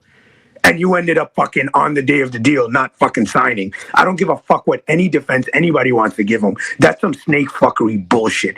I cannot say verbatim because I know paperwork is paperwork. I cannot say verbatim that makes him a rat. What I can tell you is that me and my Corey confidently feel that is rat-like behavior. No. I'll do this. I'll give him a little bail. Okay, he might not think that I'm gonna do this. He's not a rat, but that's definitely snake activity. Super snake activity, brother. Super snake. Like I said, bro, I'll go as far as saying rat-like behavior. I mean, bro, if he was gonna do that for that time, imagine if he did have to fight for the case and my dog didn't hug the charge. Bro, this guy would have started talking about all sorts of other shit, bro. This guy would have tried to be like a bury me. possum. He's more like a possum. Bro, and the man even called me to court to testify, bro. Like, who the fuck does this? Who invites their fucking, like, I don't know, bro. I don't invite my friends to take stands. Like, what the, like, that's fucking retarded, bro. You know what I mean? Like, for what, bro? Like, what am I gonna do for you in this case? And, bro, like I said, bro, for me to even go on there was gonna be jeopardizing me to a point where now I would have to, bro, these guys wouldn't even care. The prosecutors got me there. My lawyer's like, yo, bro, they're gonna start talking to you about a bag of other shit, bro. They're gonna be like, yo, why we have you here? And you're under oath. You know what I mean? Now, it don't matter, bro. I don't want to talk about all of that. Yes, people can easily say, oh, yeah, you can just not answer. But why the fuck even take the stand to begin with? Just to not answer? How about just not fucking take the stand? You know what I'm trying to say? So, obviously, that was the easy play there. You know what I mean? I've never taken a stand. I don't want to take a stand. And that's what it was, bro. You know? But, yeah, bro, like, even that, like, bro, who calls, even if that's what he wanted to do, you know? Like, if he wanted me to take blame for it. It would have been one thing if I wanted to take the blame and I voluntarily wanted to do this. You summoned me to court to do this, bro? Like, what the fuck? And y'all don't talk. And we don't talk, brother. You haven't come to see me. You don't send me no canteen. You don't do nothing. You know what I'm trying to say? Straight bitch shit, bro. Straight bitch shit. You know, and like it's just, bro, and like I told you, man, that's what it is.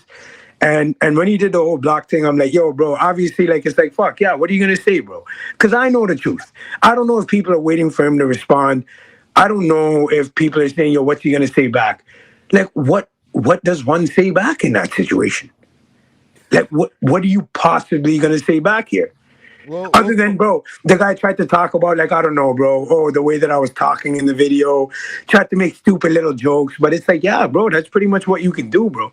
Bro, a guy come out over here, bro, and I know the guy, and the guy starts telling people, yo, Base is a rat. I'm not a rat, I can promise you that. But if a guy comes out here and starts fucking saying that shit, and I know what the guy is saying is true, what the fuck am I going to do about this? What the, you know what I'm trying to say? It's facts are facts, right? So that's how I looked at it from his perspective. Where I'm like, bro, that's probably why he just shut it down, right? Because it's like, bro, how are you gonna, bro, what, you're gonna come after me, bro? And bro, knowing that, bro, it's not just me that knows this, knowing how many guys that you and I both grew up with that know this, knowing how you would never get away with trying to lie about this story, it would, you know what I mean? It would inevitably end up, even if my dog Nappy, at some point or another, bro, Nappy may even speak on it. Who knows? You would never know. He stays away from social media for the most part. But bro, there's many guys, bro. There's many guys that would be able to fucking, that know what the fuck happened. So it's like, you know, in his case, it's like, bro, he can't really, there's nothing to fight there. You know what I mean? That's how I saw it in his case on why he just blocked me and he's like, yo, fuck this. I'm just going to get away from this. So let me ask you in closing here, because I still have another like 2-hour stream to get to here, but I do appreciate your time, brother. For the people who don't know, who've been coming in and out of the chat, we got Base Staxckz in the building, aka Inside Connect on Instagram. Air horns for you, brother. Thank you, my brother. Thank you for having me. I really appreciate it. Before you go, what, you know, as far as this whole thing, how do you feel since that, like, your social media has gotten a little bit more traction and stuff, that you've been able to benefit from this, and where do we go from here? You're talking about benefiting from like the Inside Connect, like the whole, like what I'm trying to do with my platform, correct? Keep in mind, you had your platform, but I didn't see you until you made the Lewin post, the one that you ended up deleting, but I didn't see, you weren't on the algorithm until that popped up. Yo, so before I'd made that post, I had a couple of posts that I had one that it's at about 160K now. I have another one that was at about 140K. I was actually seeing a lot of growth. That's what my numbers were showing me. Right. I personally felt I did see a big peak when I made that when I made that Lewin post. Aaron, I call him Aaron, man. Like, that's how we know him, I know everybody knows him as fucking Lewin, Mr.Lewinn, so I keep saying that. But in any case, so when that happened, bro, my views went up. But I'm going to be quite honest with you, bro. I know people think on the outside I gained a lot from it. In a sense, I did gain certain followers, but I did lose, actually, from it in a sense, too. Because... And what I mean by that is that, bro, I've been through a lot, right? And people aren't online to see a guy like me bullying people, right? People aren't online to see a guy like me, at least the fan base that supports me genuinely and that I want to be able to cater to. Bro, they want to be able to hear the positive messages that I have to put out. I did lose some loyal followers, I felt. After that happened, that they're like, yo, you're taking time now to sidetrack. But after that, remember, I wilded out and I got at that whole, that 6 sounds for bringing it up again, too. You know what I mean? That whole happened. And, bro, so if I'm being quite honest with you, bro, people can call it whatever they want, clout chasing, this and that. I'm temperamental. I literally, bro, as you can see on my fucking whole entire channel, I literally look at my phone and press record when I feel like it. At that time, I already knew for a very long time I wanted to get back on this guy. That was my way of being able to get back and just leaving it at that. And not doing anything illegal. And I'm not looking to do anything illegal. I don't want it to go anywhere. But that's what my intentions were. I'll tell you straight up, bro. I wanted that get back. And number two, when I did make the post on the day of, it was very... spur of the moment. If you notice, bro, I make a lot of posts and then I'll archive them. Because I'll look at it later and I'll be like, fuck, I was just snapping at that point, bro. The fuck out. You know what I'm trying to say? But with him, it was a lot of get back. And most of things that I've been doing right now, bro, I don't know. I don't have everything planned out. A lot of the things I do on a whim. I post on the day of. I figure it out right there and then. So if anybody thinks that I was doing this to clout chase, I don't give a fuck about clout chasing. I'm so confident in my movement, bro. I don't need nobody. I even told 6 sounds I don't need your fucking post. You know what I mean? And the guy gave me a post for free.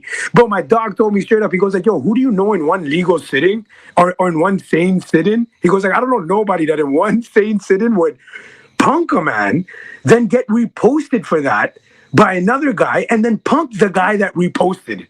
Wow. He's like, bro, that just goes to show you, my guy, I'm moving how I feel. I'm moving at the drop of a hat. No, I'm not planning things. Like, I didn't think that guy was going to repost me. Should I have snapped at 6 sounds? Maybe not. Maybe I shouldn't have. He's just doing his thing. But like, bro, at that moment, I'm hot. I'm hot. I'm like, yo, don't worry about it. You don't have to apologize to 6 sounds on this network over here. Fuck them. But like, you know what I'm saying, fam? Like, bro, for me, but all I'm trying to get to in closing, so that people know, Lewin was a mix-up of how I felt at the moment and get back. That's how I looked at it. And if anybody thinks that I'm planning this for clout chasing or whatever the fuck, bro, I don't know. Maybe they should follow me and watch me a little bit more. They'll start realizing, yo, this guy literally just fucking posts whatever the fuck he wants. Like, you'll literally see, like, yo, bro, I'll fucking post me drinking at a bar, dog. And I'll get fucking 7,000 views just for me drinking at a bar. Like, let's do this then to close this out proper. And maybe we can get some of your core audience that was there before to come back. Okay. You've heard this word recidivism before. Yes. As somebody who's been in the system. Okay.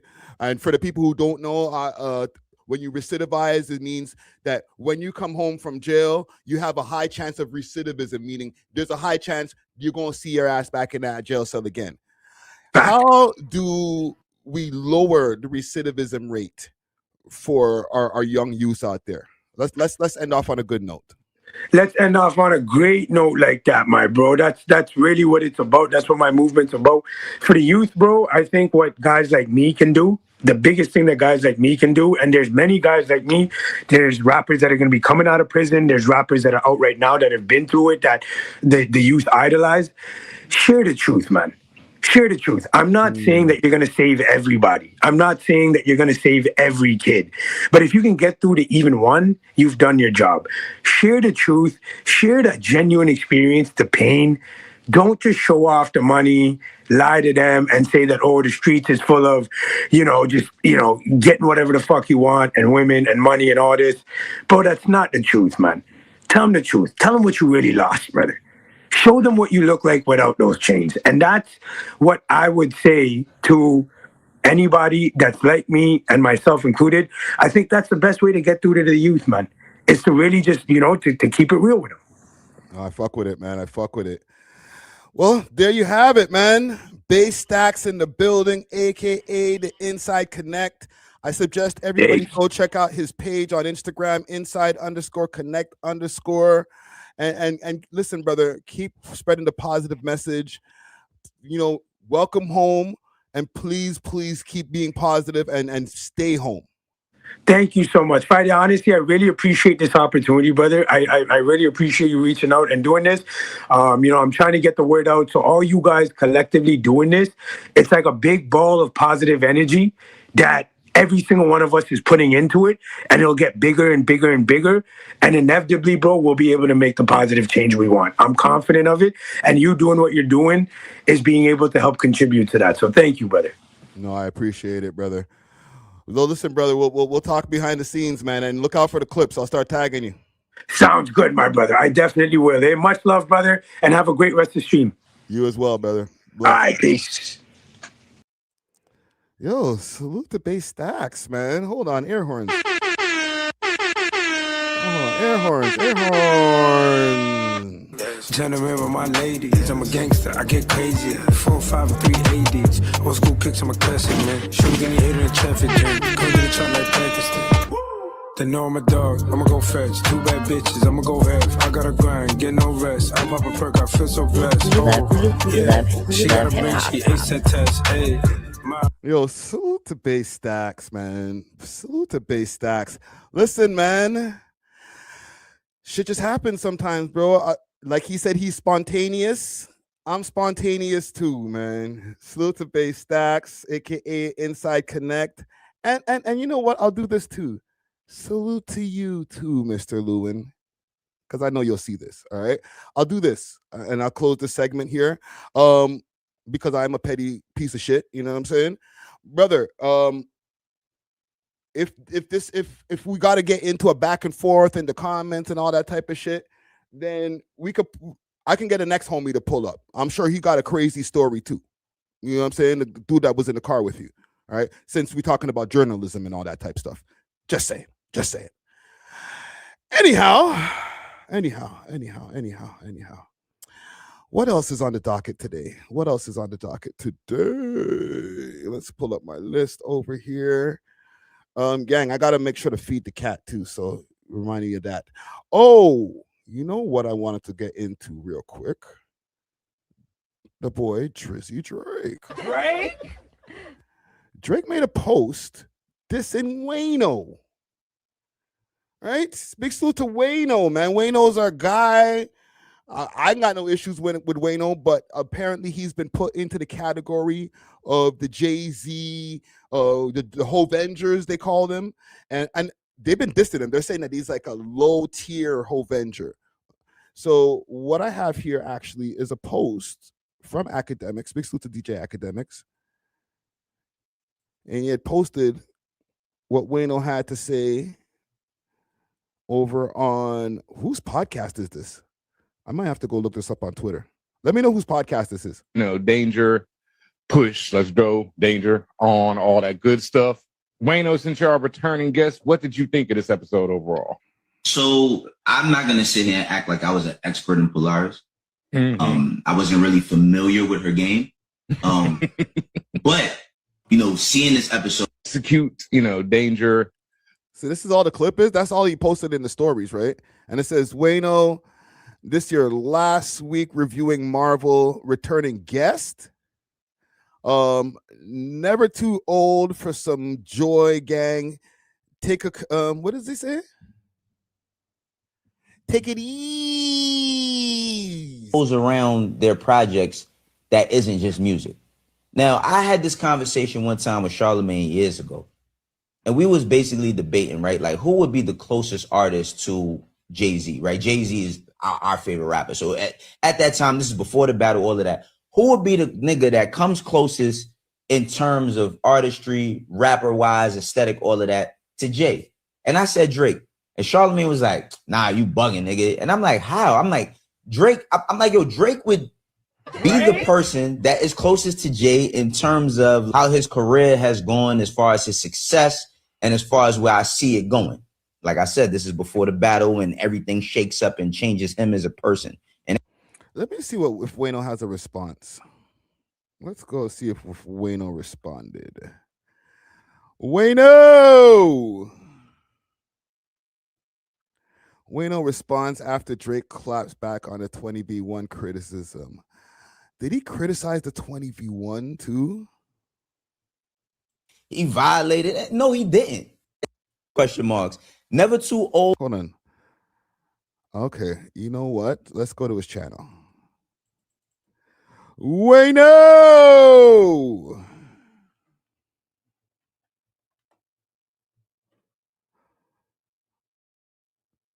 Wayno responds to Drake. Let's go, Wayno.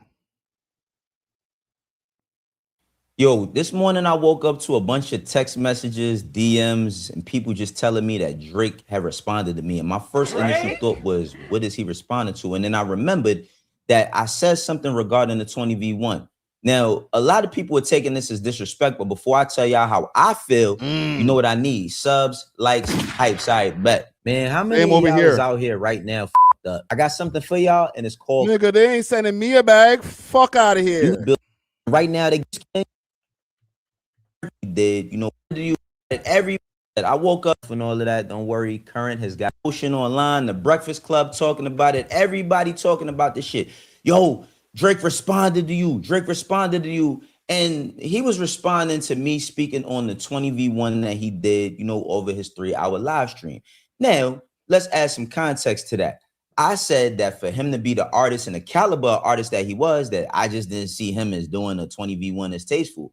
I thought that it'd be fire if he did it in a music video, but he has some things to say about me on his story. I will tell you how I feel about that as well after we watch this clip. Now, I was on the For All Nerds podcast with my dog Ben Amin and Portia, who was filling in for Tati.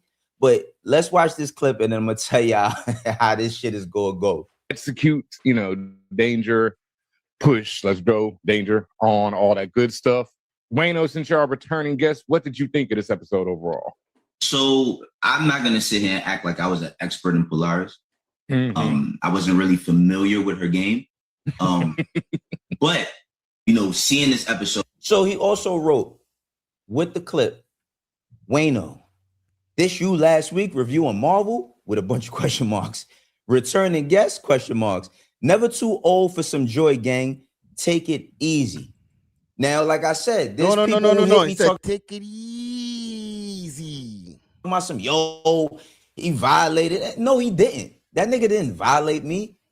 He's calling me out for the same thing I'm calling him out for, because he's basically saying never too old for some joy. Take it easy. Now, let me add how I feel about that. I didn't know that 20v1s was so important to the people who support him. Like, that's all I'm saying. Because now 20v1s is like this important thing. I'm just saying that for myself, I just looked at him in a certain space. And while I'm looking at him in a certain space, I'm not thinking he would ever do something like that. See, people clown other artists for not being so accessible. I think Drake's only problem he's had in his career is being too accessible. Now, he's still... Huh? I don't mean to stop the video, gang. What do you mean? I think it's kind of working out for him. Like, I don't know, you know, chart topping, you know, platinum records, best #1s, all, like songs in the club, bitches shaking their ass. Like, I don't know. The accessibility thing is kind of working out. With being as accessible as he is, accomplished a bunch of shit, sold all types of records, break Michael Jackson records and all of that. But I still got the right to have my opinion the same way y'all got the right to have y'all opinion about whatever it is I'm into. He did the 20v1. Cool. You feel me? Cool. There's tons of times I said during yesterday's episode that maybe he having fun with this shit. But one thing I learned about this internet, this content, this YouTube space, all of that is this. You could say 1,000 things about a nigga. That's good. Nobody takes that and runs with that. You can say all of the things that you think a person does that you appreciate, that you like. But when you say one thing that everybody else may not agree with, now you're positioned as this directed hater. It's like you're basically a dart for this nigga's dartboard to get at him any and every chance you get. And the funniest thing about this all is now niggas don't like X-Men 97. So we can't watch X-Men 97. We can't be into X-Men 97, one of the most popping animated series there is right now currently. Shit been going. We watching the finale tomorrow, and we also tuning into the Lanterns this weekend. Now we not into no comic book shit. We too grown for that. You know what I'm saying? Because I was critical of a 20v1. Spider-Man Brand New Day does $2.4 billion at the box office, and I'm the only nigga who's seen it. See, the funniest part about all this shit is it's not even Drake. It's the fan base. It's literally the fan base. Because guess what? Y'all is the most paranoid niggas on the planet. Always thinking somebody out to get y'all. Always thinking somebody against y'all. Y'all worse than the niggas with imaginary ops. The niggas who ain't doing nothing in the street, not putting in no work, but sitting here and think somebody's over y'all shoulder, somebody looking for y'all. Y'all ever been with some of y'all homies? Yo, brother. Okay, brother. You know what? He's not wrong though. But at the same time, with the whole thing with the 20v1 and all that, he's entitled to have his opinion on it. Not everybody felt that, Drake should have been doing a 20v1. They were like, that's so immature. Why are you doing that? You should grow up. But I think it worked out for him. He got mad clips from it. It was the most viral part of the stream. Mind you, it wasn't even part of the stream. It was a pre-recorded segment. So they knew that was going to be the gold for the internet later on. He got a comment back from Drake. I don't even feel like Drake was even getting at him too crazy. He could have been like, he could have put an axe emoji, called him a goof, all kind of things where it's like he's got issues with you. But as far as this, I don't know, man. I think it was late. That's on the block, and they be like, the police coming, and you look at them like, nigga, you not doing nothing. Fuck you worried about the police for? That's the fan base. Y'all niggas is paranoid about every single thing. Nobody's out to get this man. We've been critical about Drake on this channel, but we've saluted Drake on this channel. When I said I like the fight in Irish freestyle 2 years ago, niggas told me I was on Drake payroll. Is it Uchi Wally Wally or is it one mic? Now, the reason why I also didn't take no personal feelings into nothing like this is because Drake is a fucking nerd as well. Whoa. I said this before. He's one of hip-hop's biggest nerds in the space of collecting memorabilia. He got all types of trophies in that trophy room in his crib. And I think that's dope. There's nothing wrong with that. I collect a lot of shit too, right? But OVO had also done a collab with Marvel. And this is why I'm not taking this shit as no type of disrespect. Before we even get to addressing the nigga album name, OVO did a collab with Marvel last year. And the shit came out fire. You had the scene, you know what I'm saying, with Wolverine and the Hulk. They actually recreated that in the Deadpool and Wolverine movie. That shit was dope, right? Then you had the Dr. Doom shirt. I ain't gonna lie, the Dr. Doom shirt was fire as well. You had another Wolverine shirt. You got the Rogue soccer All jersey. right, my nigga, you dragging it. Who cares? Okay, so you didn't take offense to it. Fine. I don't think it's that serious neither. And it's not even slow news days, guy. I got other shit to get to. But as far as just Drake taking shots at him, I'll give you guys this as far as my opinion closing this. I think he fucks with Wayno. He's got a laughing emoji here. It's not a diss thing. He knows that, yeah, Wayno has been Rock Nation leaning. But low-key, and people have been saying, yes, he's got issues with Jay-Z and Rock Nation, and, Jay-Z supported Kendrick getting into the Super Bowl and all type of shit so he can spread the whole PDF narrative and stuff. Cool. Maybe that is a theory. But low-key, I'm starting to believe that, and I don't want to sound wishy-washy, switching my opinions and shit, but I'm entitled. I don't know if Jay-Z and Drake really are beefing that tough. Like, there has been some moves that I'm sure Drake doesn't like that Jay-Z's done that's, you know, he might feel kind of slighted by. But in the grand scheme of things, is he like, yo, fuck Jay-Z, I hope he loses? I hope, like, you know, I hope I'm a 4-4, make sure your kids don't grow. Like, I don't think he feels that way, bro. When Jay-Z dropped, as a fan of his music once upon a time, as a hip-hop nerd that Drake is, I think when Jay-Z drops his album, you're going to listen to it, see if there's any subs for him. These guys are not going to violate each other as far as the things that they're saying. Like, the way that, like, if they do engage in some kind of lyrical battle, let's say, it's not going to be the same way as Kendrick Lamar and Drake. It's not going to be, oh, you beat your wife, oh, you're a PDF and all your friends are too. Like, it's not going to be something wild and disgusting mudslinging like that way. It's going to be, in my opinion, a more respectful battle. All right? Would you see here over here, Blue Jay Fitted? Bleak alluded, hold on, let me put your comment on the screen. We're moving on from this topic, though. Bleak alluded that to no problems with Drake on Raw. Yeah, I heard that. You know what I'm saying? I heard that. Like, Bleak could be lying, but the way he did explain it, as far as like, have these guys really cost each other that much money? I don't really think so. Or any at all. And he's got way more collaborations with Drake than he has with Kendrick Lamar. Okay, again, I'm not trying to be Mr. Wishy-washy, switch sides, but I'm just, maybe we look too deeply into it. Maybe the whole Drake team, or Team Drake, I mean, needs to back off of maybe not Rock Nation, but Jay-Z himself. That's all I'm saying. So we're moving on. You know what? One more Drake topic quickly. Because you know the internet ain't shit. Holy shit, y'all ain't shit. Y'all can't leave this nigga with his goth ting. Let him be like, have his goth fantasies and live nice. Y'all had to go do some detective work. Go pull up pictures of the ting without the makeup. We know that's not how they look. Obviously, when he gets in bed with the chick, the black wig is going to come off.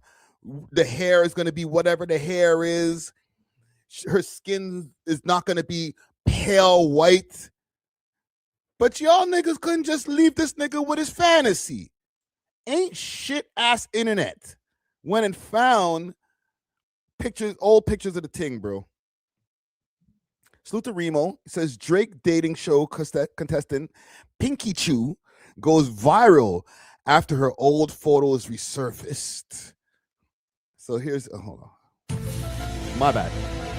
Late on the sound effect. Pinky Chew, the goth girl from Drake's recent dating show, is going viral after old photos of her resurfaced online. So here's a picture of her. I have more. You know what did it? This is what did it.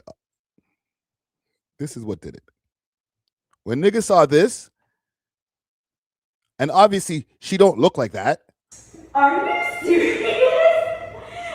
Oh my god, yeah, that is so, oh my god, I can't believe it.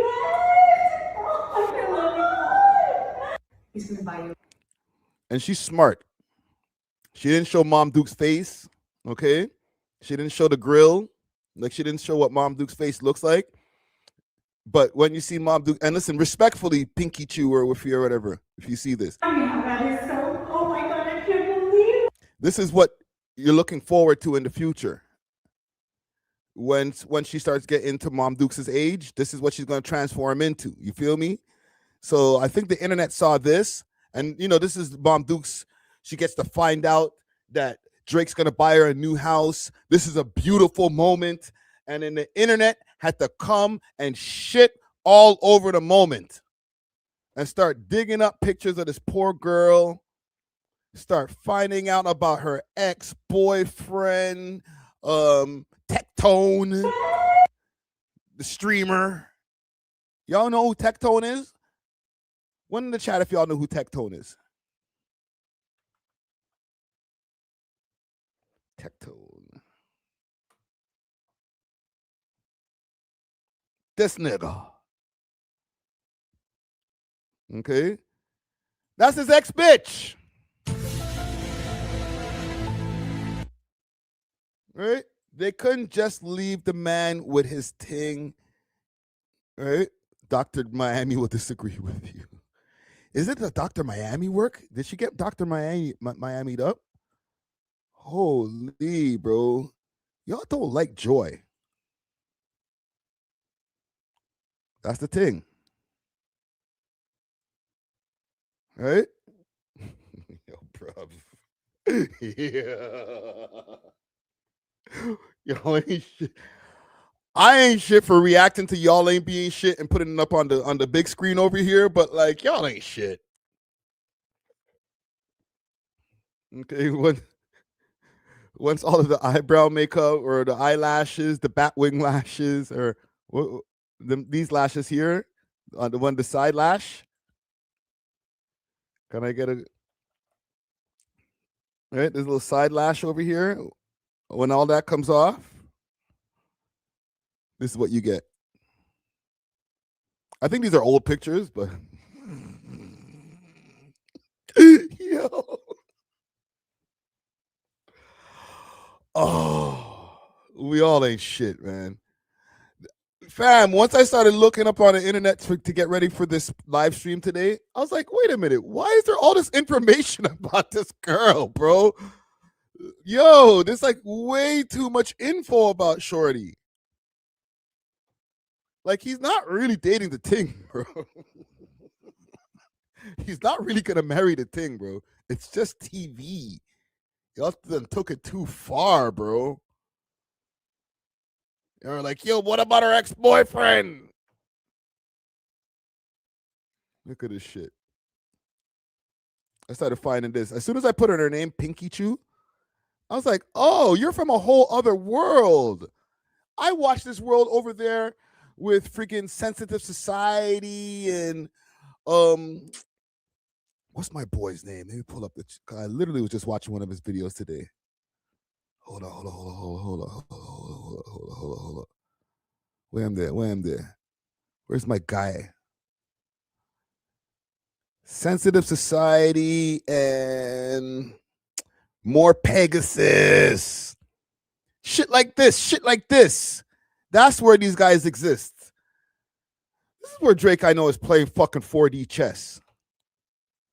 Like, how you fucking start, like, you're making worlds collide, brother. Hold on, where is the post I just pulled up? I'm all over the place. I'm not stupid. In this video. So I guess this guy, he got Tectone, would be seen as smearing Pinky Chew, which is exactly what this video did. The take, miscompetent in Tectone's downfall, suggested. So apparently he got accused of assault, of sexual assault. And protected Tectone. It's pretty fucking obvious that Tectone was involved with all these YouTubers, and that's why they backed him up and defended him. But yeah. And leaking our pictures. I think Tectone is actually going to go to jail. And I'm not just saying that. I think Tectone is going to jail. Because I already know these things. I'm not stupid. I'm not a dumb guy. And I'm not letting these fuckers win. I'm not letting these retards win because they're actual retards. It's like we're playing a game of chess and all they have are pawns. Like, what are we doing here? It's pretty fucking obvious from the beginning that Tectone was involved, which would go against his protective order completely. And Tectone would be seen as smearing Pink Chew's word, which is exactly what this video did. It has 500,000 views. And look at the comments. He's mad equal. He's guilty is such a disingenuous thing. 6,000 likes. Dates and OnlyFans girl, things go wrong. You think? Who would have guessed? Imagine my shock. This guy just completely makes a narrative. And I hope Pink Chew sues this guy. I really hope she sues him. Yeah, he leaked some pictures of Shorty and shit got out of control. Like, there's a whole other, like, she's like in a whole other universe that has nothing to do with rap. So when homie picked her, hold on, look, as soon as look at this. She's all over the place.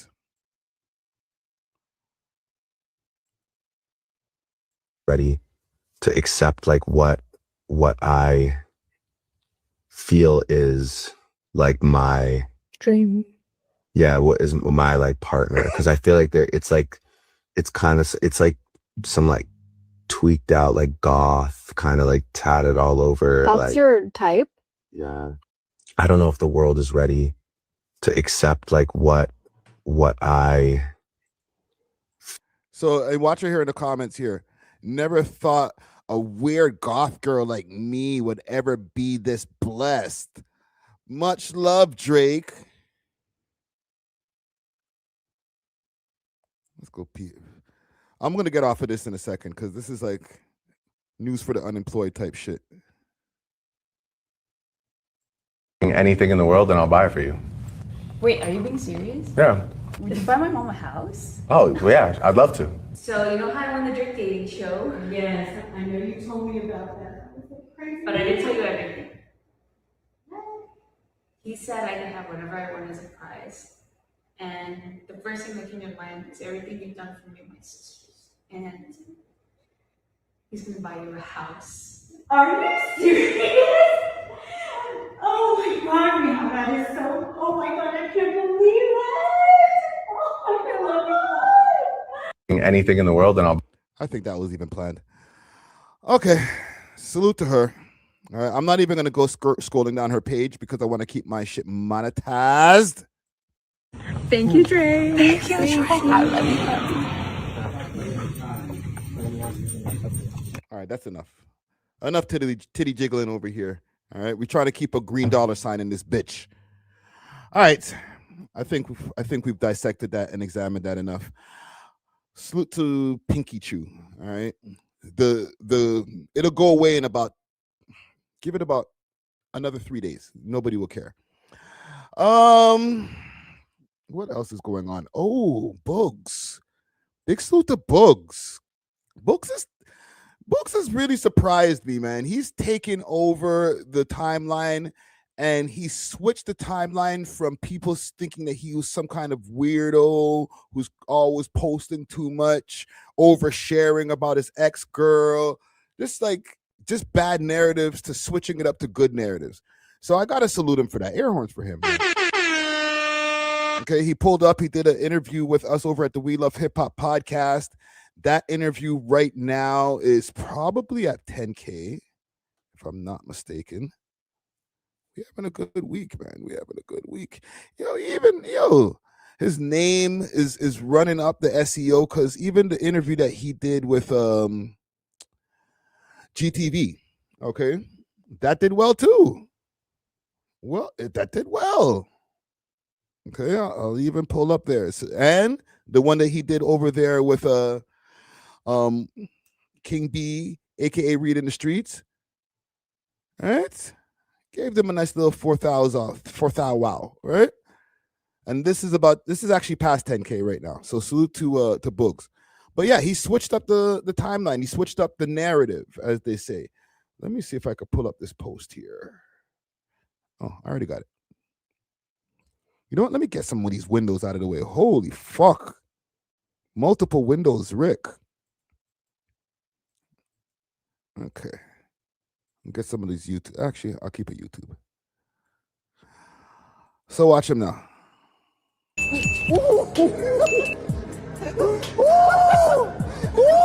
Salute to Janek Sandu. Let's go. Let's go.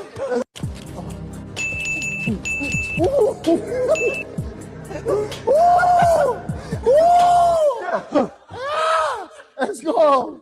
Let's go. Let me go. You know what? Let's go to the full stream. And I'll actually, before I go to the full stream, and big salute to Booggz, go check out his album High Profile right now. And this is not an ad. Okay, I just enjoyed the music from it. So anytime I enjoy music, I'm gonna support it. I'm gonna support the artist. Right? Booggz is back. And before I even start, gang, this t-shirt is wild. Choking hazard. Package contains large something. Keep out of reach of small women. And the arrow pointing down. Why would you wear this shirt, gang? President, stabbing, shooting, robbing niggas just for relevance. 13, down the center nigga to where heaven is. Malvern, it get wild with my cleverness. Hood, I see everything. CIA intelligence. Niggas wild from McClevin. We know about Susan McClevin. Hood, I see everything. CIA intelligence. She know who be killing. Can't be mad the lawyer failing us. White boys courtrooms. This shit feel different. My nigga got life and he still coming. Rose, once they shot the Phantom, came back with the culling. And I brought the Goth too. What you think my brother in? R.I.P. Suwan. What you think my mother in? Shorty see me, she ain't faint. But she started stuttering. And I got the foot. He's fucking with it. See, this is why I fuck with this nigga, bro. Because when I went to this page, like, let's say about a week or so ago, maybe 2 weeks ago now, it was just Chromazzz all up and down his page. People thought he was a madman. Now, he cleared that all up. The first thing we saw was this. You understand? What search? I don't want to do no level 2 search. You guys said you guys started protection and all this stuff. Why am I doing search again? Do you know what a level 2 search is? No. So we'll get to that. Oh, his head is fucked up. Injuries. He said his elbow was broken. It's not. It's been x-rayed. He said his ribs were sore. They're not broken. They're x-rayed. Said a concussion. He had a CAT scan. He doesn't have. Why can't you see that my injuries are not fucking serious? The injuries are right on the paper so you get to the surgeon. You're not a doctor. I have injuries. I'm telling him what the doctor said. He just said you're making it seem that my injuries are not fucking serious. He had a laceration. Why would I bang my head on the phone 7 times? The fuck? Why am I getting 4 stitches for it? Yes. What the fuck? I have 10 Alright, let the officer finish. Small cuts and Make it seem like my injuries are fucking late work. around his hands. No else should be doing the search. You understand? This guy's not stupid. Playing chess, not checkers. All right, it's the 6 days ago he made this post. Yes, yes. 20,000 nationally. We love With hip a hop. thought We she love had a hip hop. belly. All right, he just started going on a campaign run. Did the turn up Toronto freestyle that we covered, you know. Now he's coming! Now he's coming! Now he's coming! The camera quality started getting better, and it was like, oh, he did a vlog with Reed. All right. Yo, where the fuck's my podcast, brother? Oh yeah, what's going on? You guys are dissing Smiley? What's up with that? Smiley's my dog. You guys better cut that out. All right. So he made his rounds, and then he went into the stream with Janik Sandhu. We're not gonna watch the whole stream, but I want to just see some of the stuff here. Let's see if it's working. You check if all of our mics and shit are working and shit. Can you hear us on your headphones? Let me see if we're live right now. You got kick? You got kick? Yeah, we're live. So be on the live. Loki, I was trying to get him on the stream. What up, chat? What up? What up? We're here with the one and only, the big dog. The big dog. His first stream too. My first stream. But we're gonna get him set up. This is why he wouldn't give me the fucking stream, bro. Because I was trying to get him to do the interview on stream for Kick the other day that we did, but and it was also a security issue. I don't think it would have been a good idea. So he's getting set up on Kick. He's gonna be doing this on the regular. Come on, man. You know he's coming.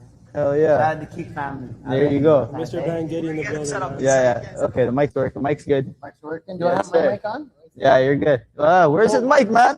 It's on your hoodie. Oh, let's get that mic up. Yeah. We're moving like amateurs right now. I just like got a mic. Right? Yeah, no. They can hear you on my, but we'll fix yours up right now. I think everything's moving now to live streaming because of AI. Of course, that too. You You know know what I mean? Like he was trying to say, like, what's different about the That's platform. how you're saying that, like a lot of people are hating on my shit because they have like 100K views, but nobody's really liking the shit they don't want to see. Yeah, I never seen that before. I had like 90,000 views and like 3,000 or 4,000 likes. Why do you think that is? You think they're just like fuck it? Like, no, that's just because you're just like I'm the most hated. I don't know. I can. That's crazy. You tell me why. I don't know. That's what I was trying to see. Like, but it has hella shares though. That's what I think. I think people. But that's saying, right. And that's when I ended up realizing like the shares is what everyone looks at now. As like, you know. Yeah. Did you come out to a lot of love in the city? Like, how was it coming back out? First couple days out, a lot of people linking you, a lot of things linking you. I took like a few months off just for me and my family. That's what's up. But like, of course. Okay, we know all of this. Hotter, bro. And that one's hotter for sure. I can't really do it. It's not bad. Yeah. This one just warming up. You know what I'm saying? It hits you a little bit later. You think of doing a mukbang? How's your spice tolerance? All right? Yeah. This is I'm not. I can. I'm not. Those are the hot ones. Yeah, that one's gotta be hot. No way, dog. Really? You're a little too hot. You see when you ever bring me biryani, how hot that is? This one is too hot for you? Nah, this one's not too hot for you like that. I probably ordered it. This is a good one. Glutathione Sandu, how many? Let me give him a follow. Bang. Yo, follow back, fam. Let's go to the boxing match. My ADHD is kicking in. In real life, when I see her. But that's why I tell him you gotta.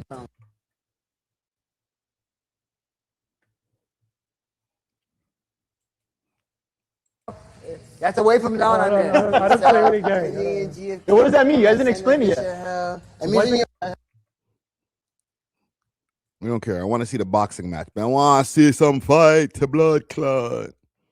This is probably going to give me a yellow $sign. Fuck. Why do I do this to myself? This side, switch it. It'll be a little bit better view. So we'll do it. You both you guys side by side. But you go here. You want me to go here? Yeah. So then you come here. Oh, you're gonna be on this side? Yeah. No, you're gonna fight me, dog. You're not gonna fight him. Fight him. I'm not coaching both you guys. So you're orthodox. Just say this. So we're gonna do a left jab. So straight. So when I say one, you're gonna cross over here. Yes. You got it. And when you throw it, bring it back always. Okay. Let's study his form. Pause. One. And turn your fist. I got power. Is what cuts it go. You turn the fist. You turn it.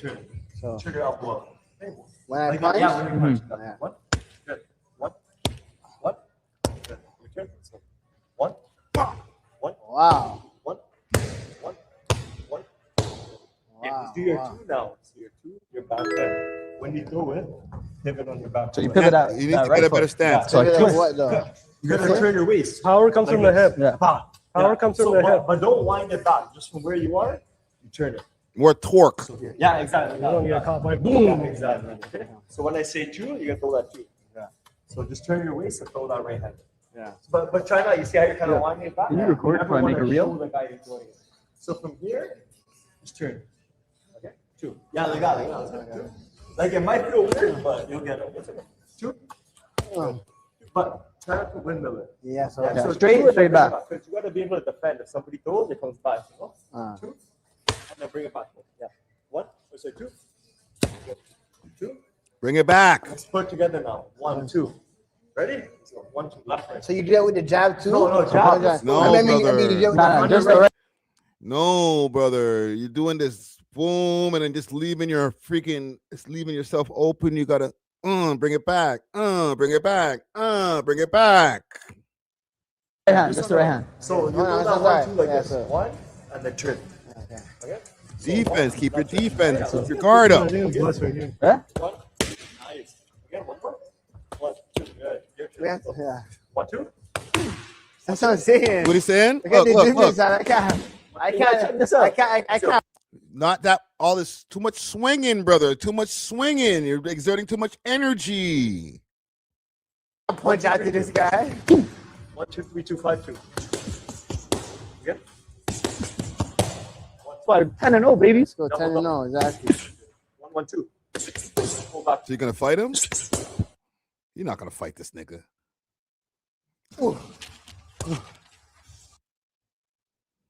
He's not gonna fight this guy. These Indian guys are. I'm not even know if these brown guys. A lot of them can box. Let me get to the part where let's start the whole fight. So when I say 2, you gotta throw that 2. Yeah. So just turn your waist and throw that right hand. Yeah.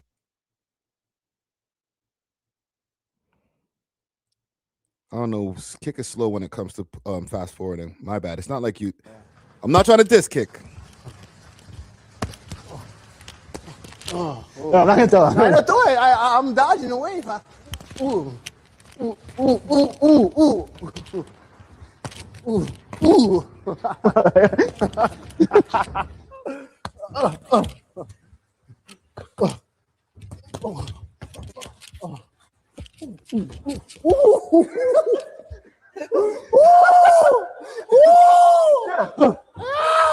Let's go. Let's go. Let's go. Let's go. Let's go. He's got this guy Booggz wasting mad energy. What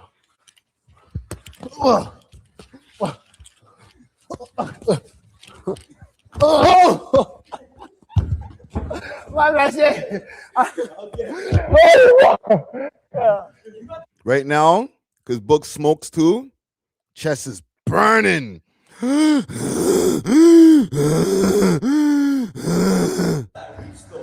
I know I said I hit half a lot of that.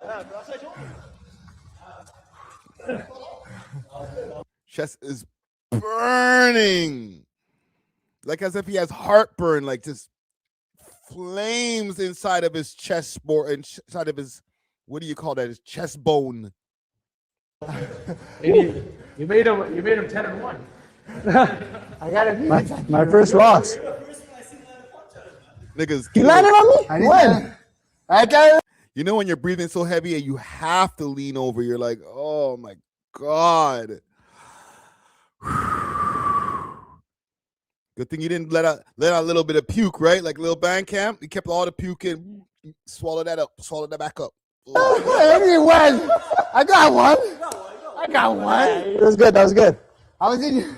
Well, yo. I had to, you know. Listen. You was putting the moves. Imagine that. Yeah.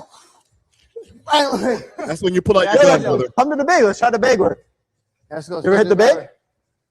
Come, let's go one more. Let's go one more. He wants to go one more round? I know Brody's mad. Let's go one more.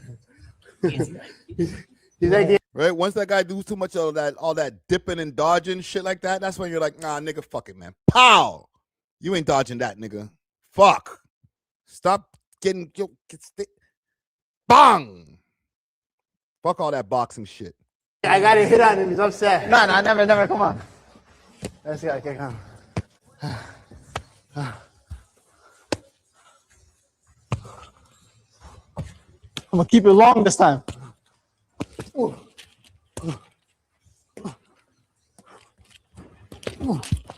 Ooh. You know how many times this guy could have punched fucking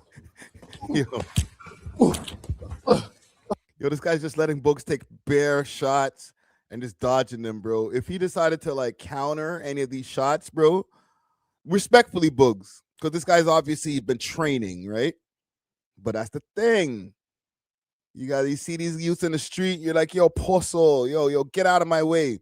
And then the man get in his stance, right? His hair's kind of long. He might not have cauliflower ear because boxers, I don't think they get the cauliflower ear, but you just got to be careful.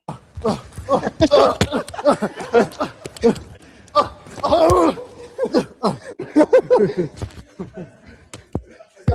you're Mike. Booggz a real boxer now, eh? We gotta get you training on the regular. Listen, I'm not boxing. I'm boom.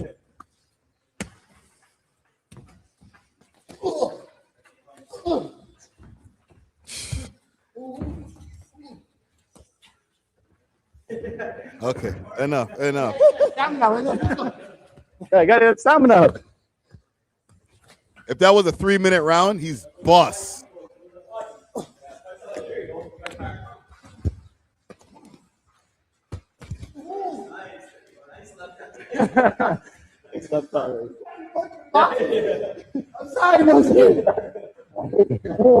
He's like, I'm gonna let this guy punch. I'm gonna let this guy punch until he gets tired. And then Booggz is like, I'm tired now. Please don't punch me now, man. Don't make me look crazy in the live stream. Forgive me, Mike. Listen, Booggz, I'm not a boxer. If I started boxing, I would pull out a gun and start shooting. I'm not gonna lie. Loki just got. Didn't I just say that? Yo, salute to Booggz. Right? He's having a time of his life. You know what I'm saying? I had the time of my life. Scrupulous. I'm not putting that on the screen. Yeah, he's chilling. He's chilling. You know what? Let's actually get to his counterpart. His op. Oh, let me just check his stories first.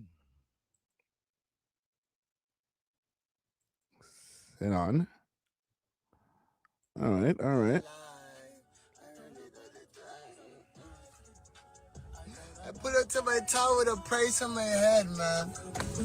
You know I'm in the van with this shit, man. My cousin, man. It's on my head, got a price on my head.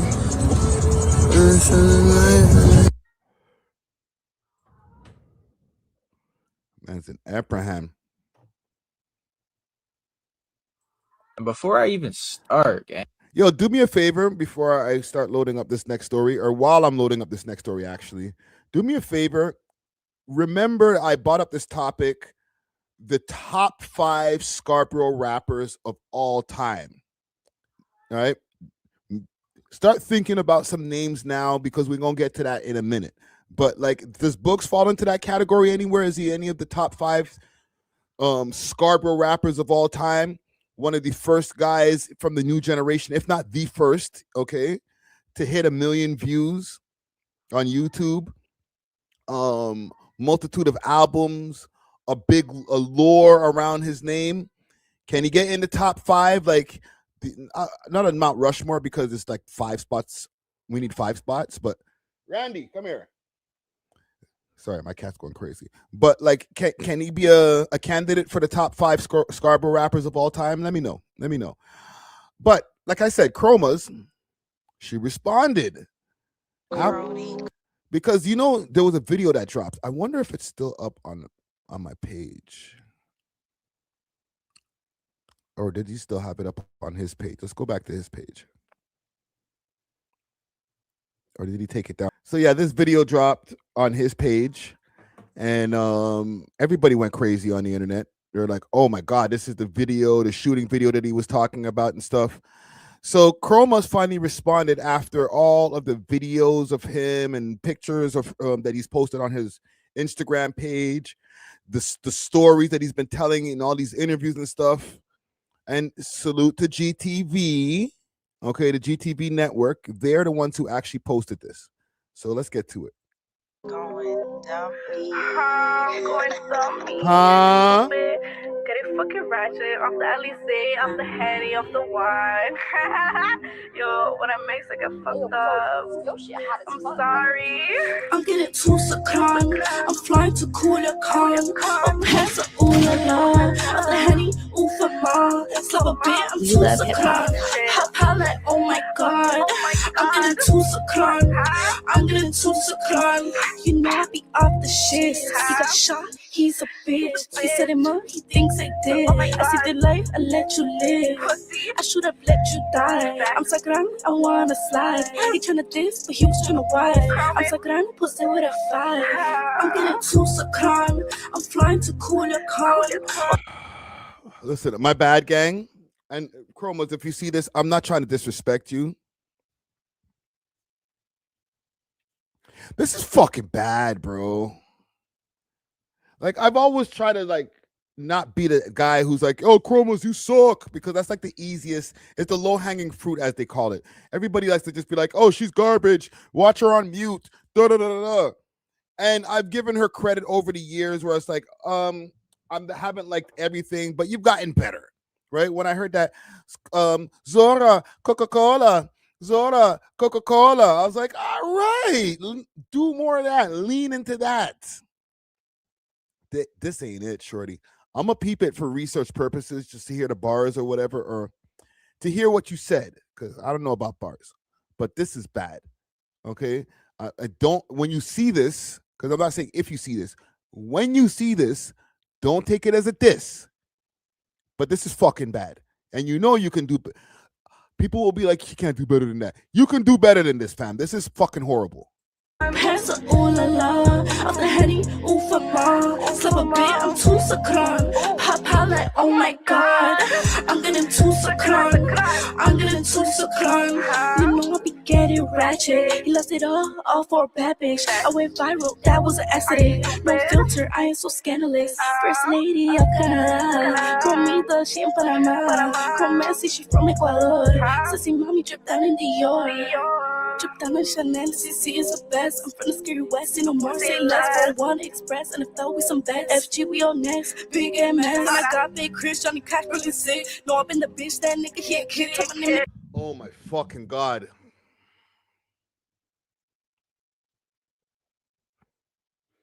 Give me a second, gang. Let me let my brain process for a second, bro. This is tough. I'm trying to hear where she dissing the nigga, bro. And I haven't heard this before, so I can't just fast forward to the part. But this is fucking excruciating, my G. Like, bruh, why did you put this out? And you put it on GTV channel. So, like, you put this hot pack of garbage on them, too, bro. Like, here you go. Hot potato. Get lit, baby, that ain't it. Hi, baby, stop. I'm getting too succumb. I'm flying to cooler. Okay, I know the hook. I know the hook. He fell love, now he stopped. I'm getting too succumb. I'm getting too succumb. I'm getting fucking drunk. Never gave a fuck. He fell love, now he stopped. Come pussy more than love. My bullets don't got no names. Don't smooch to make a name, pussy. Yo, shorty, listen, don't shoot me, backdoor me, or you can't backdoor me because I'm not like inviting you to the crib or anything, but like don't shoot me or anything for my opinions on your raps. I think you're a nice person, okay? I don't have any problems with you on a personal level. I just think that this is fucking like terrible, bro. And I've never said this about you. People go in my comment sections when I would post you and they'd be like, garbage, garbage, garbage. And I would just be like, and I never say anything like that. I just let it slide. Okay. I try to find the best things I can find in it. This right here, this is fucking hurting my ears. You no killer, but don't push me when I'm the crate. He had a woody, pass my handy, that's that ratchet. So you pack it, oh we pack it to pocket rocket. Close up, clap at you, feeling wavy, fuck the attitude. I'm getting too succumb. I'm getting too succumb. I'm getting too succumb. I'm getting too succumb. I'm getting too succumb. Yo, what the fuck does succumb mean? All right, enough, enough. Fuck. Holy shit, man.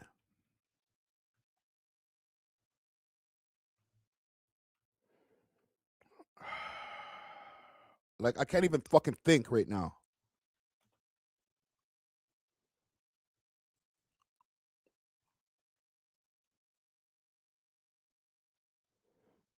Like, I don't even know what my search term is.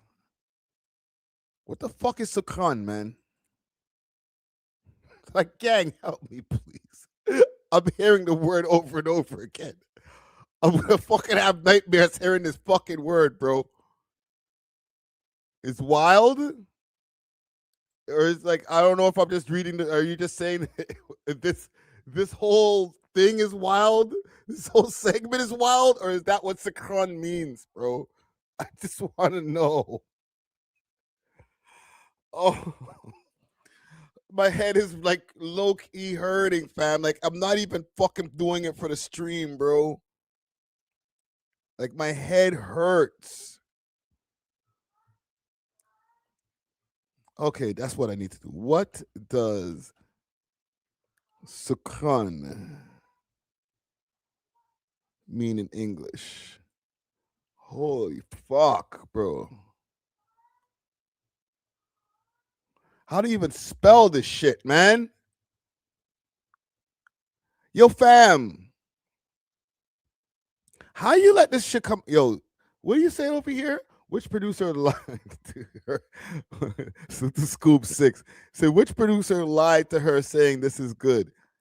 They probably didn't just even say anything. They're just like, you know, I'm just going to fucking just nod my head, bro. Are you done with your vocals? All right, like whatever the amount is, okay, goodbye. Succumb. How the fuck do you even succumb? Am I not even spelling it right? Like, okay, we'll just get to the end. We'll just get to the end. Yo, there's still a minute left in the song. What else did you say, fam? Flying to cooler con, my pants are all alone. After Henny, oof for more. Slip a bit, I'm too sakran. Pop out like, oh my god. I'm getting too sakran. I'm getting too sakran. Getting fucking drunk. You know, it's comita, Chromazzz, Comiana. We get it ratchet. It means what? Oh.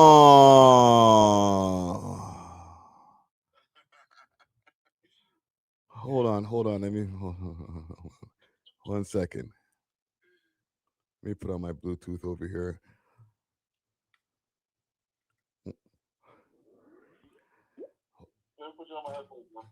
Yo. We got Black Mob in the building. Salute to Black Mob from the Steady Mobbing podcast. Yo. So you say this again. Sukran means you're Somali, so you know this. I'm Somali. Yeah. And Sakran means drunk. She means she's getting too drunk.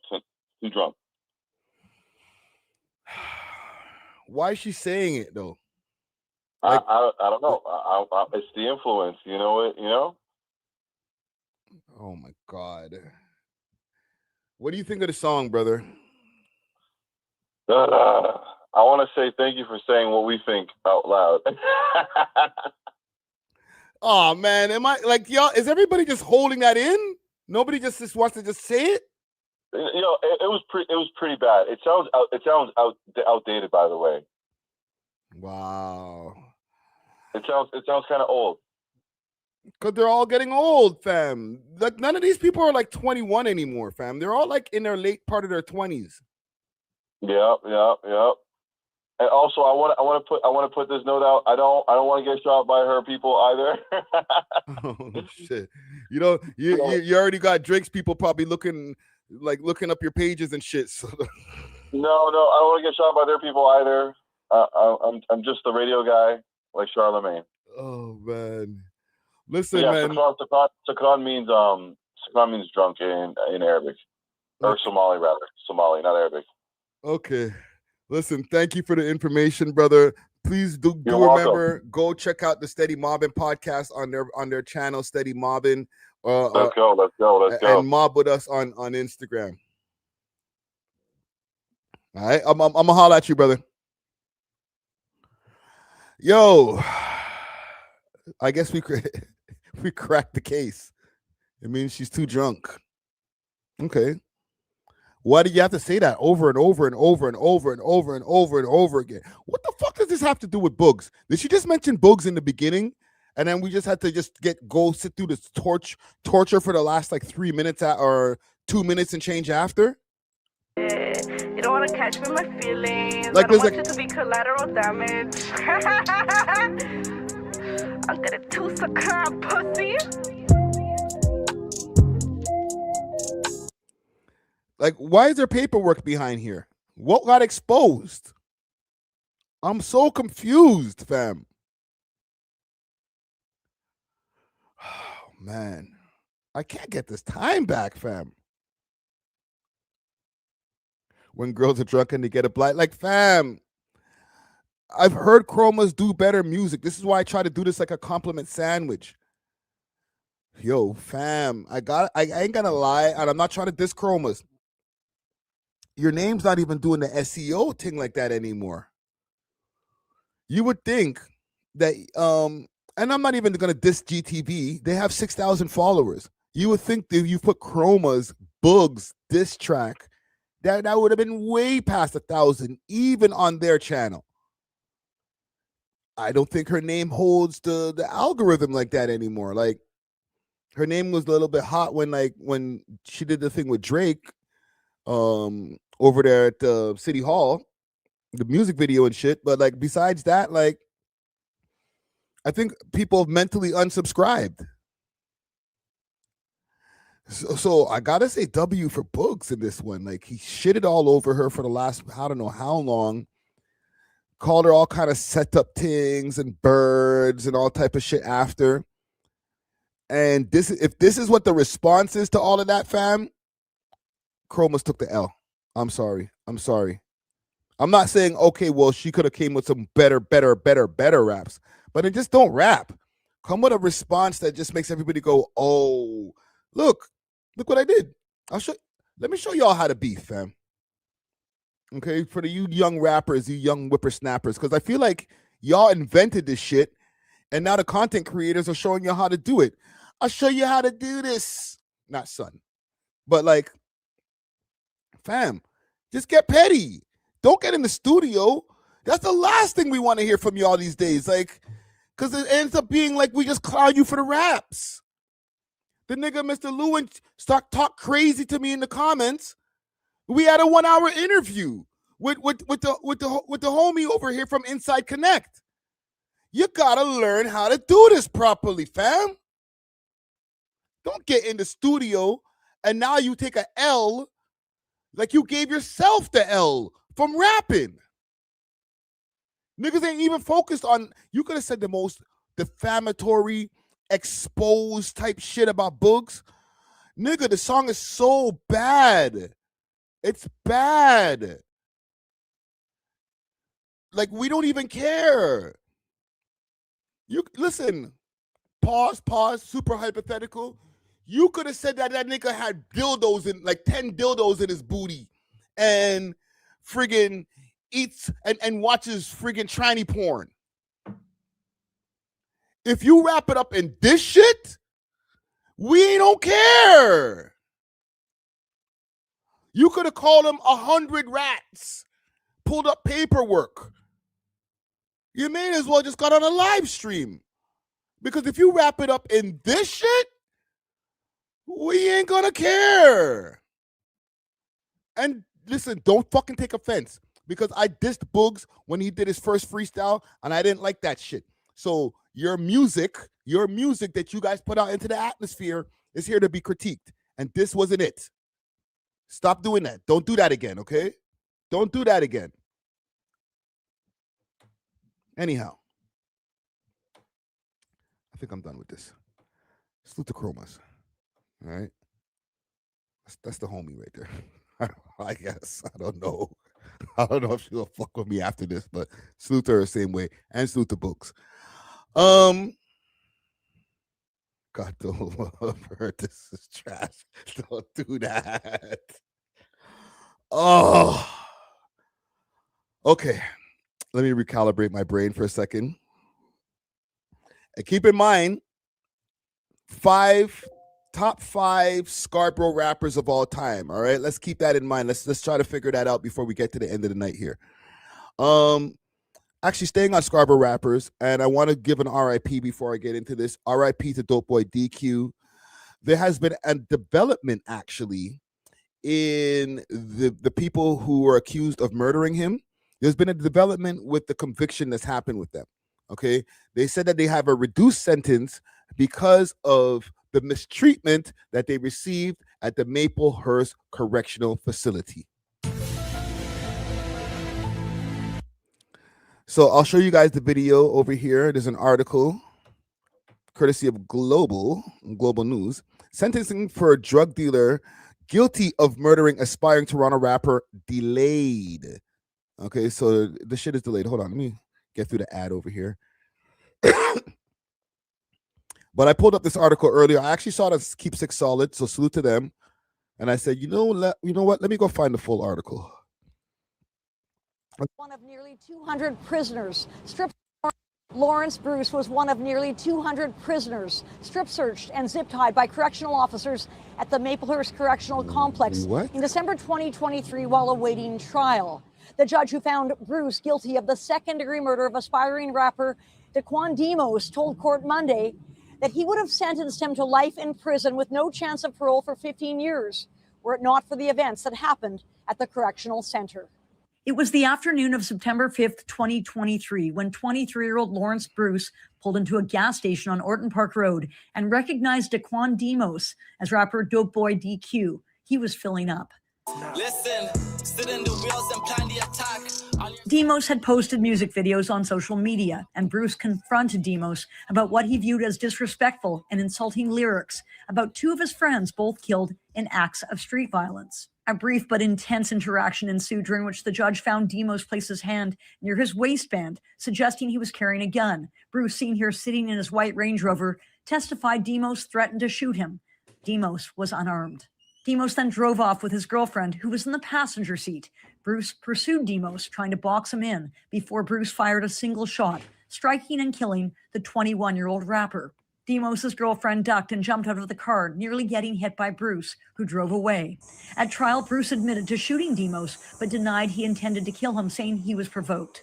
The judge rejected his testimony, finding Bruce guilty of second-degree murder. At the time, Lawrence Bruce had just finished serving a sentence for possession of a loaded handgun and trafficking cocaine. He was prohibited from possessing weapons. The judge telling court, in deciding on 15 years of parole ineligibility, this offense is more serious because of Mr. Bruce's prior firearm conviction, his disregard of court orders, and his pursuit of the victim. He armed himself with a prohibited firearm and used it to settle a personal dispute in a public setting. That sentence now up in the air after an inmate at Maplehurst Detention Center assaulted a jail guard in December 2023, where Bruce was incarcerated. Almost 200 inmates were punished. 1 second. I'm going to get back to the end. This is near the end of this video. He was part of that? I bet you if I just put in this, he was part of this? Oh my God. These niggas ain't shit. After an inmate attacked a correctional officer, this crisis... And I'm not talking about, when I say these niggas, I'm not talking about, the killers also, like R.I.P. Dopeboy DQ, but I'm talking about the jail guards and shit like that. Y'all fucking dropped the ball for mad people shit. This intervention team came down hard in Maplehurst Correctional Complex. Prisoners were stripped down to their underwear, their hands zip-tied, left to sit on the bare floor, in some cases, for days. An Ontario judge has now stayed first-degree murder charges against 3 of the inmates, saying their charter rights were violated. In his ruling, Superior Court Justice Clayton Conlon wrote, "The unthinkable has come to pass," and that the 3 men were subjected to torturous state actions at the Maplehurst Correctional Complex in December 2023. And they were undertaken for one reason and one reason only. It was done for vengeance. It was done for retribution. Joseph Richard Whitlock, Kulveer Singh Bhatia, and Karnveer Sandhu are accused of the execution-style killing of Armin Dillon and the attempted murder of a woman in Oakville, Ontario. Charges scheduled to face trial next year. If you want charges like this to see their day in court and not be... Charges stayed.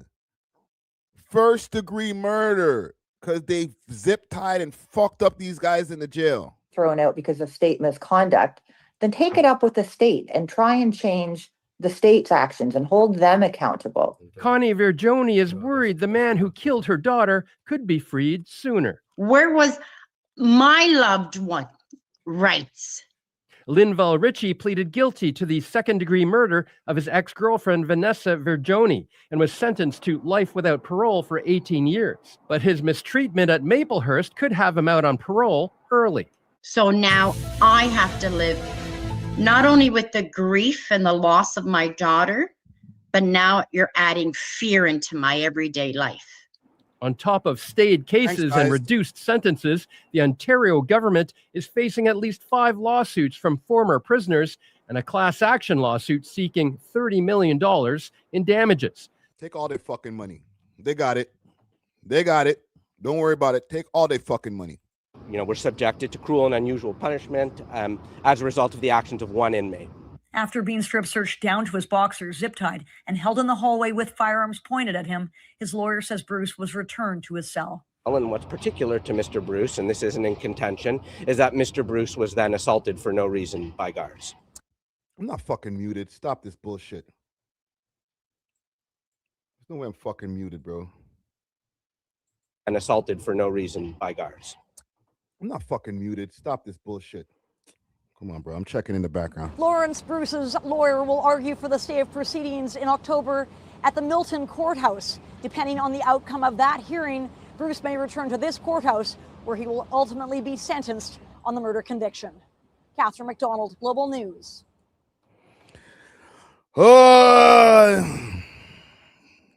This city is crazy. That's crazy that they got second-degree murder for that too, because it was kind of premeditated in a way, because these guys were going back and forth online, dissing each other. And so there was, I guess, some motive, even though my bad. Even though the motive for this is like, you know, rap beef, street beef, everything all entangled into one. But yeah, y'all think that that should be a thing? Y'all think that he should get his sentence reduced because of the mistreatment that happened in the Maplehurst? Like, I hear both sides, I guess, in a way. Like, on one side of things, like, bruh, when we're in jail, yes, it's not supposed to be a hotel, a 5-star hotel, but at the same time, we're not here to get tortured and zip tied and beat up and held for hours and all that type of shit. But on the other side of things, like, yes, that shit happened, and the guard should be held responsible, fired, reprimanded, all the different things that need to happen to them. But that don't mean you get to walk out early for murdering somebody. I can see that side of the coin. And to be honest, this is why some of these niggas sometimes don't be pulling up on me like that. I see the side of the coin where it's like, nigga, yeah, if you're in here for a fucking speeding ticket, or you're in here for child support, or like non-payment of child support or some shit like that, then maybe we could think about reducing your sentence. It was supposed to be a short stay, and my bad, we fucking tortured you. But if you're in here for murder, somebody's kids got life got taken off of the earth. So yeah, it sucks that you got beat up by the guards and tortured and stuff like that. But you know what sucks even more? The fact that the person that you're beefing with don't breathe anymore. They're not alive anymore. They can't see their kids if they have kids. They can't see their parents. They can't see their siblings. You know what I'm saying? They can't see their homies. Like, you took that person off the earth, if that's what you've been convicted of. So yeah, it sucks that the guards were I'm not going to say a little rough. Oh, they were a little rough. No, they're fucking assholes. They're goofs. The guards are fucking goofs. But you still murdered somebody. So in my opinion, and this is just my opinion, I'm not trying to, tell the man, but I'm not trying to wish jail on a man. But if you've been convicted of murdering somebody, then I don't give a fuck how much the guards beat you up. You got to hug that, bro. That's just my opinion. It's all about your lawyer being able to figure out what they need to do in this lax system that even allows that to happen. This lax system that even has let so much things slide that we have corrupt guards like that in the first place, that have a vendetta, that go and torture the whole freaking jail over a vendetta over a few inmates. Yes, it sucks that all those things exist. But you know what else sucks? Murder. And murdering somebody who, I don't give a fuck how much you guys are tripping at each other. Like, bruh. And you know what? Probably I'm gonna stay out of that part of it. Let me stay out of that part, because I don't know how many bodies dropped on each side and who's hurting who. But once Bantam get caught up for that type of shit, you can't complain to the people them like, nah, reduce my time. You can, but I don't, in my opinion, think that you deserve for that time to be reduced. Okay, niggas can hate me if they want for that take Friday, fuck your takes or whatever. That's my homie, right? But I'm not jiving with it, man. No matter how much the guards are fucking goofs. So that's my take. We getting through these stories. Where are we at? 3 hours and maybe about 3 hours and change. Okay, let's get to this before we get off of this here. I got 2 more topics and then I'm touching roads. Can we get into this top 5 Scarborough rappers? I'm gonna start a different thing here. And you know what? I'll give another salute to GTV. All right. This is crazy. I don't know. We're in the fucking Twilight Zone. But salute to them, because I seen them asking who were the top 5 Malvern rappers. And I was like, that's pretty fun thought experiment. I didn't even fucking check out the post. I'm such a hater. Let's go pull up the shit. We are in the Twilight Zone. I'm literally like going to there to pull up content. It might be a little bit further down. And listen, I don't know. I for the people who see me on roads and stuff like that, yeah, I'm in the ends. Okay, people always think like, "Yo, aren't you in Parkdale, bro?" Right? No. I'm in the ends. You might see me in the East End somewhere. Okay. Let me know also in the comments, who do y'all think should be put into the top 5 Scarborough rappers of all time, and we'll make a list. I want to know Malvern, Mount Rushmore, top 4. There's a lot of hard rappers on the side, but like you don't know, I'm there. I'm one of the top 4s for sure. Booggz is in there for sure. Top 4 time. Who should I get the 4th to right now? Oh, yo, who you guys think? Who should I get the 4th to? Listen, it's your 4. It's your 4. It's your 4. Yo, leave bro. This is crazy. Yo, Skulls don't joke, man. Shut up, my nigga. Skulls don't joke. Free Skulls don't joke. I want to know Malvern, Mount Rushmore, top 4. There's a lot of hard rappers. The worst people to ask about a top 5 or who's the best is rappers, because they're always going to be like me, my homie, my next homie, my hype man. They're always the sickest. That's the sickest rappers in the whole city. Like, shut the fuck up, y'all. Respectfully, y'all niggas know that that's not true. You're just big. You're just trying to name your crew. You could do that at the end of the interview, but that's fine. What do y'all think? I'm gonna put Clair in there. Thoughts? Can Clair be in there? Top 5 Scarborough rappers of all time. The Chiznaka. It's the Raka, the Chiznaka. Right? Legend. He's been able to sign record deals from back in the days to now. Well, not to now, but like, yeah, he's a trailblazer when it comes to this. Okay? He had hits. Niggas was listening to him in America from time, G. Right? Let's Ride came out 15 years ago. It was burning up the radio. I don't remember exactly what part of Scarborough he said that he was from in our interview. I think it was Glendower, if I'm not mistaken. But I think Clair should be in there. Okay? Clair should definitely be in the Scarborough top 5 rappers of all time. Okay? The next person I will also put in there for Scarborough, top 5 Scarborough rappers of all time. This man like Socrates. I see you, steady mobbing. Big socks. Man, if I wish I could play some of this shit, bro. This nigga has such a heavy copyright on his shit that I can't do it. But singer, rapper, songwriter, producer, mentor of producers, collaborator with legendary rappers from time when that wasn't as easy to do. Big socks. Juno Award winner.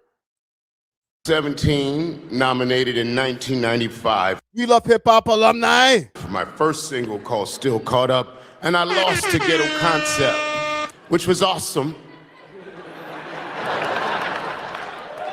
And then I came back to Hamilton in 2015, and I lost to Rich Kid, which was awesome. We love hip hop. And tonight I gotta thank the universe, my parents, my wife, Alana, my son, Dakota, Toby, Julie Black, our whole table and the whole room. Eskimo Bro. For letting us come rock with y'all, and thank you for stopping the music and let us talk. That came to Hamilton. We ain't gonna talk about that though. Anybody else, gang? Anybody else? Anybody else? We got 2 right now. So we got Socrates, we got Clair. Don't worry, I ain't gonna keep it all like people who are in their 40s and 50s and shit like that. Okay, but I will be hard pressed.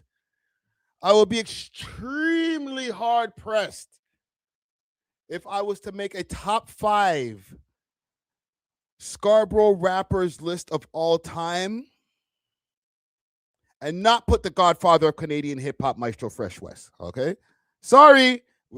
Actually, not fucking sorry. Are you dumb? Remember, Papa Stroh's from the East. Oh, I can't even play any of this shit, man. Fuck.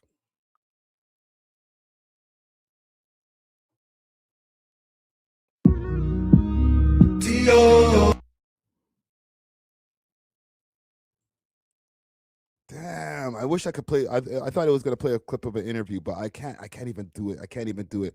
Maestro got a heavy metadata copyright on his shit. You play like 2 seconds of Maestro shit. Zap. Anyways, fuck it. Fuck it! Yo, I'm sorry. For the people who are watching the replay, this is gonna get cut.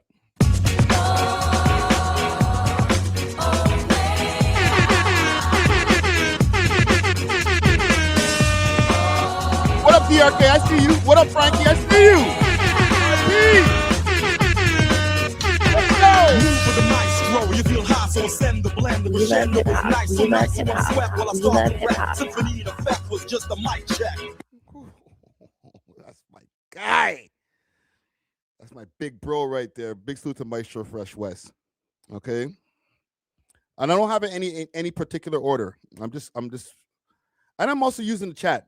Don't get it twisted. I didn't come into this. I knew I had Socrates. I knew I had Maestro, and I knew I had Clair. Now this is where things start getting a little bit dicey because now I'm like, I want to include some of the younger generation. You know what I'm saying? Who do y'all got, man? I see a name in here. It's still kind of representing the older generation, but points are made. R.I.P. R.I.P. to the gambling man. Bishop Brigante. I thought about that name, Mob. I thought about that name still. Fuck. We'll get to it. We'll get to it. He might be in my honorable mention still. Or he might get into the list still. Hold on. June! Okay. We don't need to argue about that. All right? We don't even need to freaking argue about that. That's top 5 Scarborough rappers of all time. All right? That nigga was on 106 and Park first. They robbed him. Well, he kind of cursed, so it's cool. You know what I'm saying? He wasn't supposed to curse. But he was on 106 and Park. We were like, oh, shit. How Bishop get on 106 and Park? Then next thing you know, I'm watching a movie. A nigga gets shot in a freaking some kind of crackhead apartment in the movie. I'm like, wait a minute. Is that Bishop? Oh, shit, you're in movies, my nigga? Then gambling companies started coming around. This is before gambling companies. This is before stake. Any of that stuff was a thing, all right? Before online gambling was even thought of. This guy goes and signs with a gambling company to put out his records. Bodog. Y'all remember Bodog? The nigga signed with Bodog back in the days. It was like, oh, shit. Nigga doing business on a different level. And then he reinvented himself. He was already a guy who would like battle a nigga on roads when it comes to this rap shit, right? And, you know, he was part of the Slug crew. He was part of Section 6, obviously. But then he reinvented himself and got into battle rap.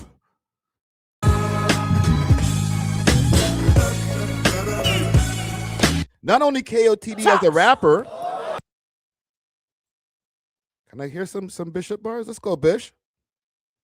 But your game was lame as fuck. Soon as this guy felt We your love thigh, hip-hop. his 15 minutes of fame was up. I mean, fuck. My baby mama look fine as hell. Yo baby mama look like she done time in jail. All right, that's enough. That's a copyright right there too. Salute to Malik Organic. So he did it all. Okay. He lost his life to cancer, but he fought the good fight, and he was able to get people to get the age lowered for prostate cancer checks. So salute to Bishop Brigante. Okay. Yeah, Bulldog did have an MMA league. Trust me. So what do we have right now? We have Clair, we have Socrates, we have Maestro Fresh West, we have Bishop. I see some different names in here. Jay Diggs. Jay Diggs went on to be a director. Diggs. Camouflage, aka Genghis Khan. Big Tone is another name in there. Whew. This is gonna be the controversial one, because I told y'all we gotta show love. Hold on. I got it. I got the last name. So I'm going to give some honorable mentions before I get to my last name here. So big honorable mention to Booggz GME. I know when he's watching the repost of this right now, he's like, fuck! Broski, what do you mean? Is Cardi really from Scar? No, I'm gonna listen. I know he's told some stories about being in the East End for a part of his youth, but I'm gonna give Carter now to the West End. We're gonna do a West End one on another day. All right, the West End one is gonna be crazy. We're gonna do. You know what? This is what we're gonna do. We did the East End one today. I'm gonna ask DJ Czar and DJ Natural Wave, East End legends. Hold on. All right, we're going to ask the two young East End legends what they think of the list that we've compiled today over here on the stream. And I'm going to ask them who they think, because they're, a younger generation. They'll give me their names. They'll probably say like Sav, Booggz, Sam G. Honorable mentions for me also, Sam G. But I want to get their opinions. And then we're going to compile a West End list on the podcast. All right? All right, gang? Y'all know Killy's from the East End too, right? Don't get that twisted. Killy's on the honorable mentions. All right? So salute to Killy. He could be in this list. Also, salute to 3M French. I could keep on going with honorable mentions. Scarborough, amazing rappers. Spade, Citizen Kane, let's fucking go. Low key, I was like, Spade was like just a hair away from getting on this list. So Spade, if you see this, no disrespect, okay? I've given all the reasons of why these different people are on the list that I have here, okay? No disrespect. But Spade from Citizen Kane, definitely high in the honorable mention list. However, I will give the 5th spot for biggest what was it? Best Scarborough rappers, biggest Scarborough rappers, whatever of all time. Y'all ready for this? I'm going to have to give it to Preem, aka P fucking Rain. Hold on, I'm not even gonna put in Preem. I'm gonna put in Free Rain first. Okay, East End legend. Hold on, I need to play the tune. It's not even a controversial take right here, fam. Gang, is it a controversial? Can't let the game. All right. Game. Come on. Or is it called Money in My Pocket? That's called Money in My Pocket. We're running money. We're running it. It's running. Run it.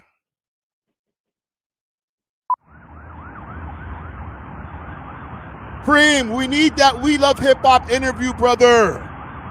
I got money in my pocket. Top 5 Scarborough rappers of all time.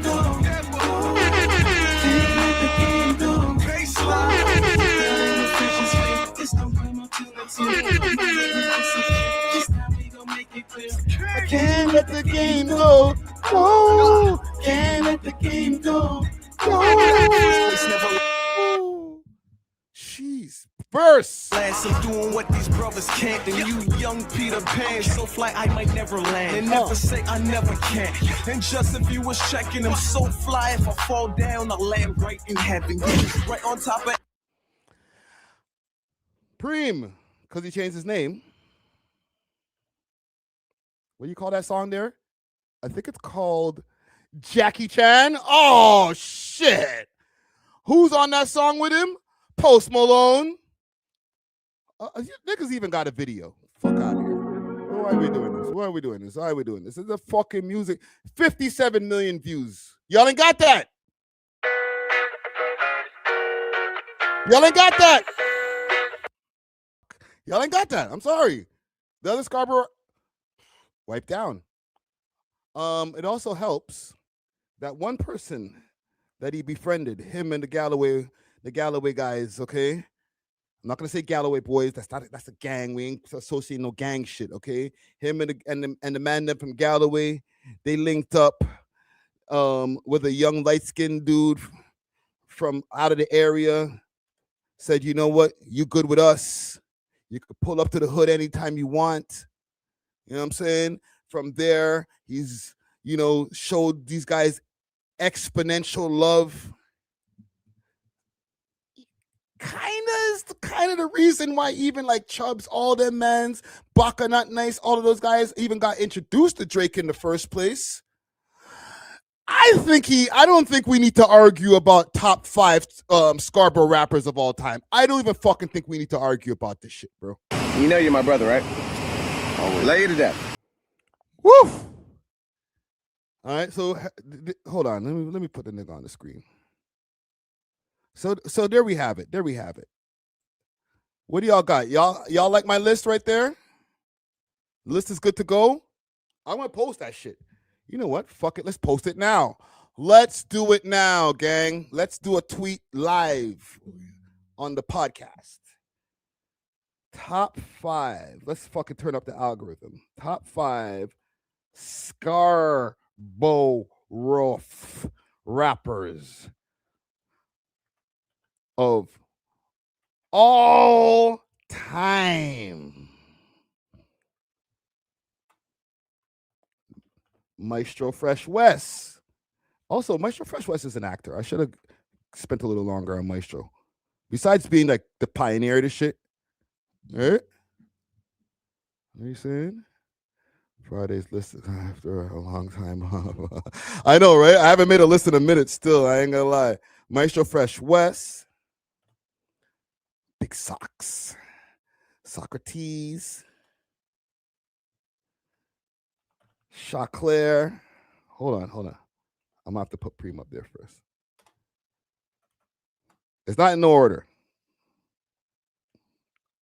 But I'll put that in the end. Number 4, Clair.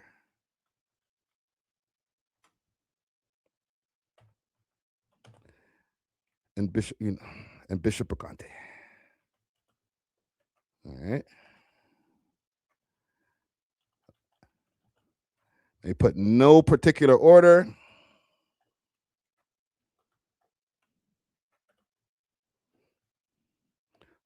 Particular order.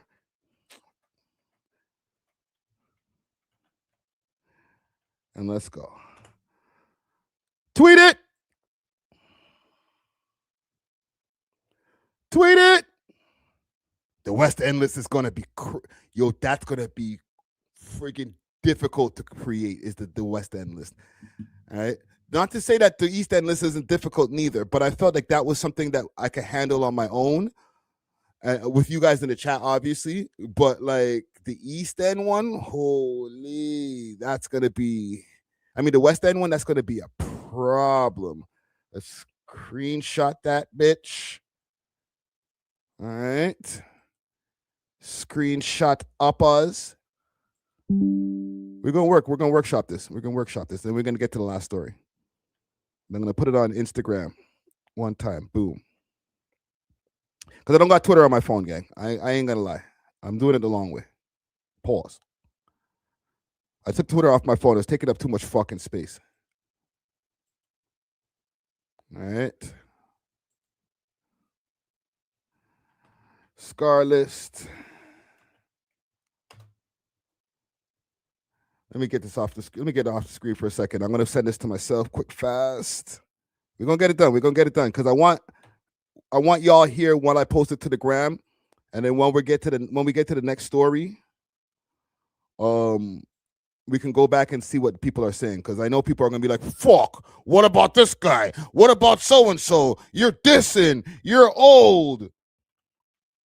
You forgot all of the young people." Right? And they didn't hear our conversation that we had over here on the live stream talking about it to hear that I bigged up all them people all right?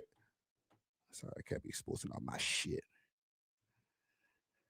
Big salute to Preem. Let's keep Preem on the screen right there. Okay? Scarborough legend. Okay? Scarborough fucking legend. All right, let's post this on the gram. I'm going to post it on my personal page. Bang. Short caption. Did I get it right? Poll, yes or no. Let's play Stick to My Vision. Fam, I'm showing y'all what I do when I get into the post in my post game. Okay? Maestro. You know what? Yeah, let's stick to my vision. Stick to my vision. These eyes. Can I get the fucking track? Or is it not there? All right, fuck it. We're gonna go a backbone slide. Classic. They don't have Stick to My Vision. That's an idiot thing. Can't play all that. All right. Ready, gang? We're going to post this. Did I get it right? Boom, boom. Check. Bam. It's out there. It's in the universe. If it's on the gram, then you know it's real. Let's fucking go. All right. So once again, just to reiterate the list, Maestro Fresh West, Socrates, Preem, Clair, and Bishop Brigante, R.I.P. Hold on. One in the chat before I get off this. One in the chat. Did I get this list right? Or am I smoking K2? Let me know. One in the chat. Am I on bullseye with that list or the man smoking K2, bro? I give all the reasons why I think them niggas is the freaking top Scarborough rappers of all time.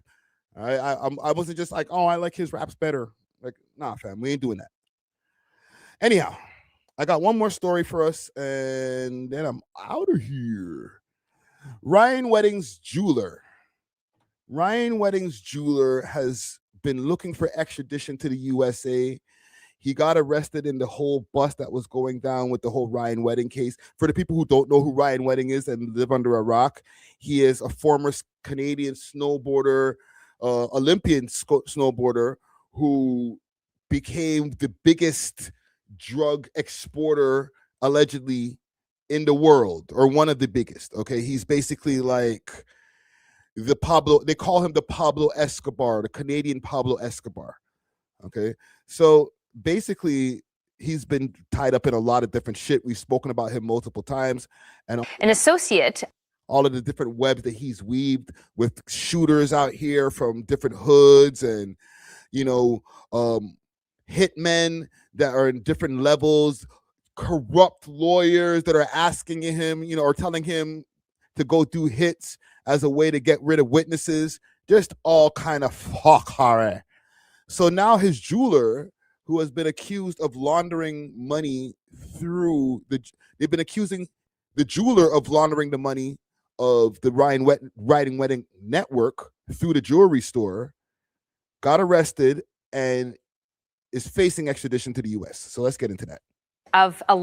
An associate of alleged Canadian drug kingpin Ryan Wedding seems set to be extradited to the United States. Roland Sokolovsky was arrested as part of an investigation into people who worked with Wedding. Earlier today, Sokolovsky consented to surrender to American authorities. The CBC's Thomas Dagla has been following the story and joins me now. Thomas, walk us through the allegations Sokolovsky is facing and what happened today. Yeah, U.S. prosecutors describe Roland Sokolovsky as someone who acted as the de facto bank for Ryan Wedding's international cocaine smuggling conspiracy. What? Someone who allegedly, I should say, laundered hundreds of millions of dollars on behalf of Wedding's network. This is someone who was arrested in November, along with several others, part of this Operation Giant Slalom, named after Ryan Wedding's previous career as an elite snowboarder. He competed for Canada at the Winter Olympics on one occasion before becoming allegedly an international cocaine kingpin working with the Sinaloa cartel. Now, today, Sokolovsky agreed to be extradited to the United States, assuming that the federal justice minister is going to consent to Sokolovsky being handed over to U.S. authorities. It could be now a matter of weeks before he is sent to California to stand trial on conspiracy charges. Here's a statement I received in an email from Sokolovsky's lawyer, Scott Fenton. Consenting to extradition is neither an admission of wrongdoing nor an acknowledgement of the strength of the case against him. He is presumed innocent, and he intends to contest those allegations in the court in California. So Sokolovsky facing this trial now in California. Again, he apparently, according to the allegations that are contained in an indictment, moved hundreds of millions of dollars using his jewelry business here in Toronto, as well as cryptocurrency platforms, even at one point buying a rare Mercedes Roadster valued at $13 million US for Wedding as a tool to launder these millions, up to $1 billion of criminal proceeds, according to U.S. prosecutors, Karina. And so what is the status of the other co-accused and of Wedding himself? There are two others who are in this same indictment who were arrested on the same day here in the Toronto area last November, who are both still here in Ontario facing extradition. They are Deepak Paradkar, who is a high-profile criminal lawyer who allegedly worked as a key fixer within the Ryan Wedding criminal enterprise, advising him on legal matters, and he faces charges in California as well. And Gurswek Singh Ball, who was a Canadian criminal blogger who allegedly helped set up the killing of an FBI informant who was. Oh yes, whose page was that again? Fuck. Whose page was that again? Ryan Wedding blog. There was a blog page that was connected to that, and they found out that they were behind. They were working with the Ryan Weddings guys. I was like, what? Y'all will let me know. It wasn't them. It wasn't them. It wasn't them.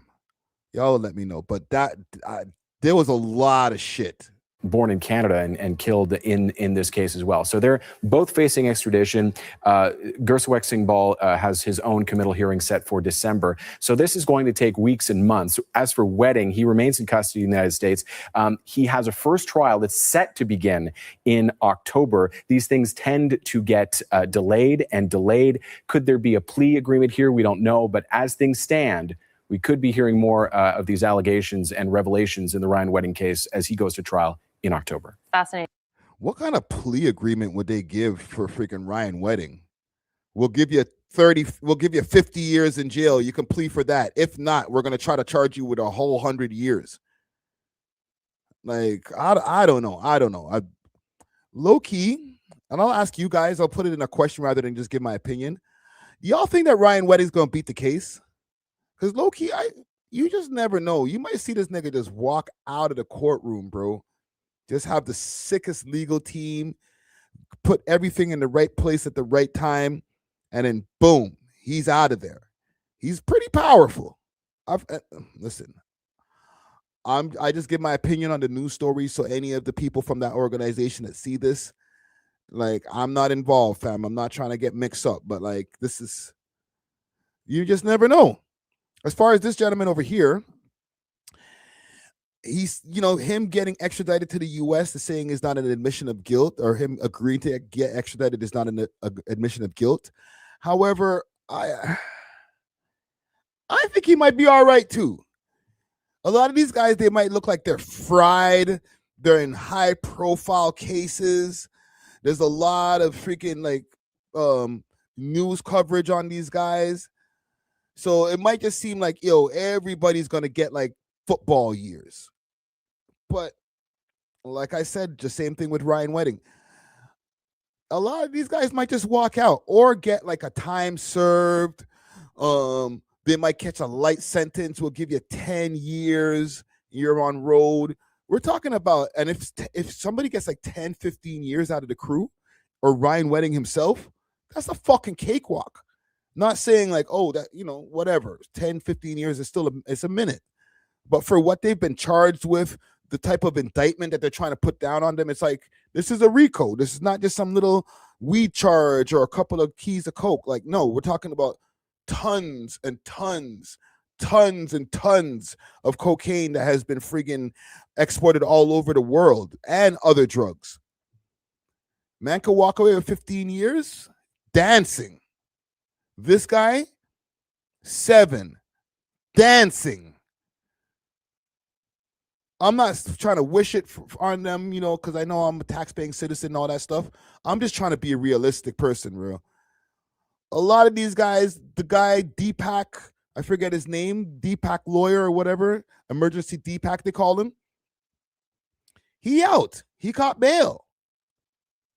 The next guy who they have connected to K2, Amar Zitoun, who they said Ryan Wedding's team paid to organize hits on other people, and allegedly paid K2 to go do the hits. He's on roads, $50,000 bail, light. So I don't know, fam. I'm just putting out all of the possibilities out there. I'm not giving any theory, or I'm not putting anything or stamping anything in stone. I'm just putting out all the possibilities, just so that if anything happens and you see everybody just touch road, just rewind back to this live stream and be like, oh shit, Friday did kind of call it still. But yeah, I'm going to leave it alone because I like my life. And we're about 4 hours in, 4.5 hours, 4 hours, because I did the mix before. So salute to everybody who's been here from the beginning, from the Kick stream from before to now. Please do me a favor and follow us on Kick. WeLoveHipHop.com on We Love Hip Hop on Kick. All right, go follow up the Kick page. We'll be back tomorrow with a live streaming of the We Love Hip Hop podcast, probably around 8 o'clock, maybe 9 o'clock or so. We'll get the tape in the podcast, so you guys can tune in on Kick, or if you're a member over here on YouTube, you could watch the taping of the podcast. All right, until then, we are off of this. Doses.